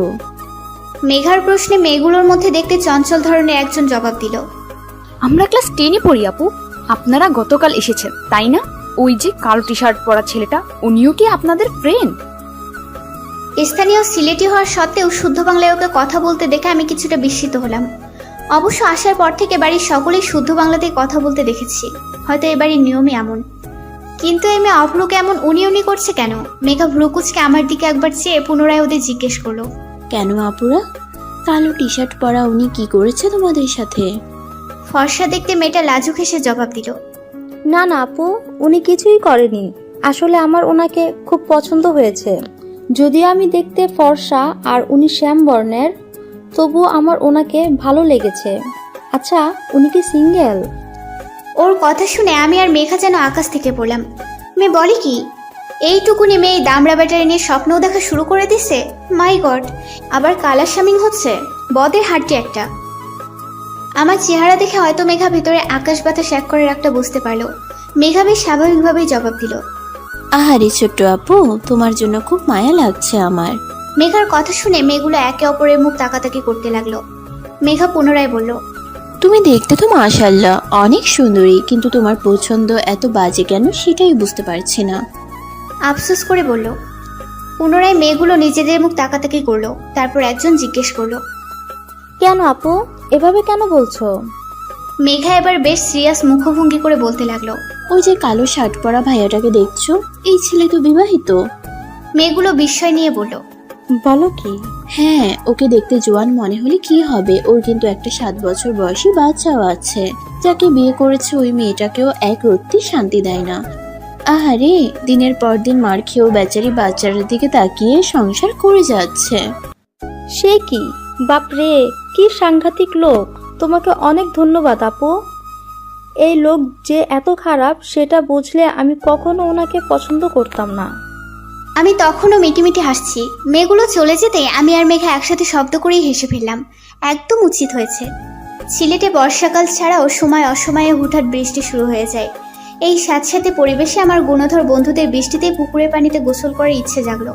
আমাদের হাতে শার্ট প্যান্ট ধরিয়ে দিয়ে ঘাটের সিঁড়িতে বসিয়ে নেমে পড়লো ওরা। বিরক্ত হওয়ার সত্ত্বেও এই দুপুরবেলায় ওদের কাপড় নিয়ে বসে থাকতে হলো আমাদের। অব্র শার্ট প্যান্ট পরে নামলেও বাকি দুজনের পরনে তখনও ছিল সকালের লুঙ্গি। উপায়ন্তর না পেয়ে বসে বসে এই দামড়াগুলো লাফালাফি দেখতে হচ্ছে। সিফাতের মতে আশেপাশের মেয়েরা ওদের ইজ্জত লুটে নেওয়ার ধান্দায় আছে, তাই সেফটির জন্য আমাদের বসে থাকতে হবে। অবশ্য ওর কথা যে একেবারে ফেলনা তাও না, যার নমুনা আমি সকালেই দেখেছি। মেয়েগুলো যে সকালে মেঘার সাজানো মহাবড় মিথ্যা কাহিনী একেবারেই বিশ্বাস করেছে তাও না। এই ৩-৪ ঘন্টা গবেষণা করে ওরা কনফার্ম হয়ে গিয়েছে অব্র বিবাহিত নয়। লাফালাফির এক পর্যায়ে এদের চেঁচামেচি শোনা গেল। সিফাত গলা সমান পানিতে নেমে অগ্নিমূর্তির রূপ ধারণ করে বলল, ভালোই ভালোই কইয়া দিলাম দিয়া দে জাহিদ। আরে আমি নেই বিশ্বাস কর। তুই না নিলে কে নিছে? এমন আকাম অভ্র জীবনও করব না। তুমি চাইলে চেক করতে পারো আমারে। শালা কি চেক করবো তোরে? আমি স্পষ্ট ফিল করছি তুই টান মারছস। এদের আলোচনার বিষয়বস্তু তখনও আমাদের বোধগম্য হয়নি। কথা কাটাকাটি এক পর্যায়ে সিফাত ধমকের স্বরে বলল, তুই না নিলে আমার লুঙ্গি কই গেল? Where is my lungi Jahid? Can you feel my situation? এইখানে মিত্ররাও আছে, অগর সামনে তুই আমার এমনে বেইজ্জত করবি? এইবার পুরো ঘটনাই আমাদের সামনে পরিষ্কার হয়ে গেল। আমাদের হাসি কিছুতেই থামতে চাইল না, কিন্তু বাইরে তা প্রকাশ করলাম না। রুম্পা মুখ চেপে হাসি আটকানোর চেষ্টা করে চেঁচিয়ে শুধালো, বন্ধু, এনি প্রবলেম? সিফাত দাঁত কেলিয়ে হাসার চেষ্টা করে বলল, নো প্রবলেম দোস্ত। তোর রুমে জায়গা, আমাকেও গোসল শেষ, তোকেও কামও শেষ। ওর কথার অর্থ বুঝতে পেরে চুপচাপ কাপড়গুলো সিঁড়িতে রেখে কোনো রকমে রুমে ঢুকে উচ্চস্বরে পেট চেপে হাসতে শুরু করলাম। মেঘা আস্তে আস্তে প্রায় খাট থেকেই পড়ে গেল। গায়ে হলুদের সকল আয়োজনই করা শেষ। সন্ধ্যার দিকে বোধহয় হলুদ পরানো হবে পুষ্পকে। বিকাল 4টা থেকে সকলে সাজগোজ শুরু করে দিয়েছে। মেয়েদের মধ্যে প্রায় সকলেই শাড়ি পরেছে। আমিও পরলাম একটা নীল রঙের জামদানি শাড়ি। মেঘা পুষ্পরা গত 2 ঘন্টা ধরেই মেকআপ করছে। এদের সাজ দেখে মনে হচ্ছে বিয়েটা পুষ্পর নয়, এদের দুজনের। কিরে, মুখে কিছুই তো দিস নাই, একটু লিপস্টিক দে, ভালো দেখাবে। ইচ্ছে না থাকার সত্ত্বেও প্রায় জোর করেই পুষ্প আমাকে লাল রঙের একটা লিপস্টিক দিয়ে দেয়। এই নিয়ে আমি মহা বিরক্ত। কিছুক্ষণ পরপর আয়নায় তাকিয়ে নিজের ঠোঁটে এই টকটকে লাল লিপস্টিক দেখে মেজাজ খারাপ হয়ে যাচ্ছে আমার। মুখে বিরক্তির ছাপ বসিয়ে সিঁড়ি দিয়ে নামতে অভ্রের সাথে ধাক্কা খেলাম আমি।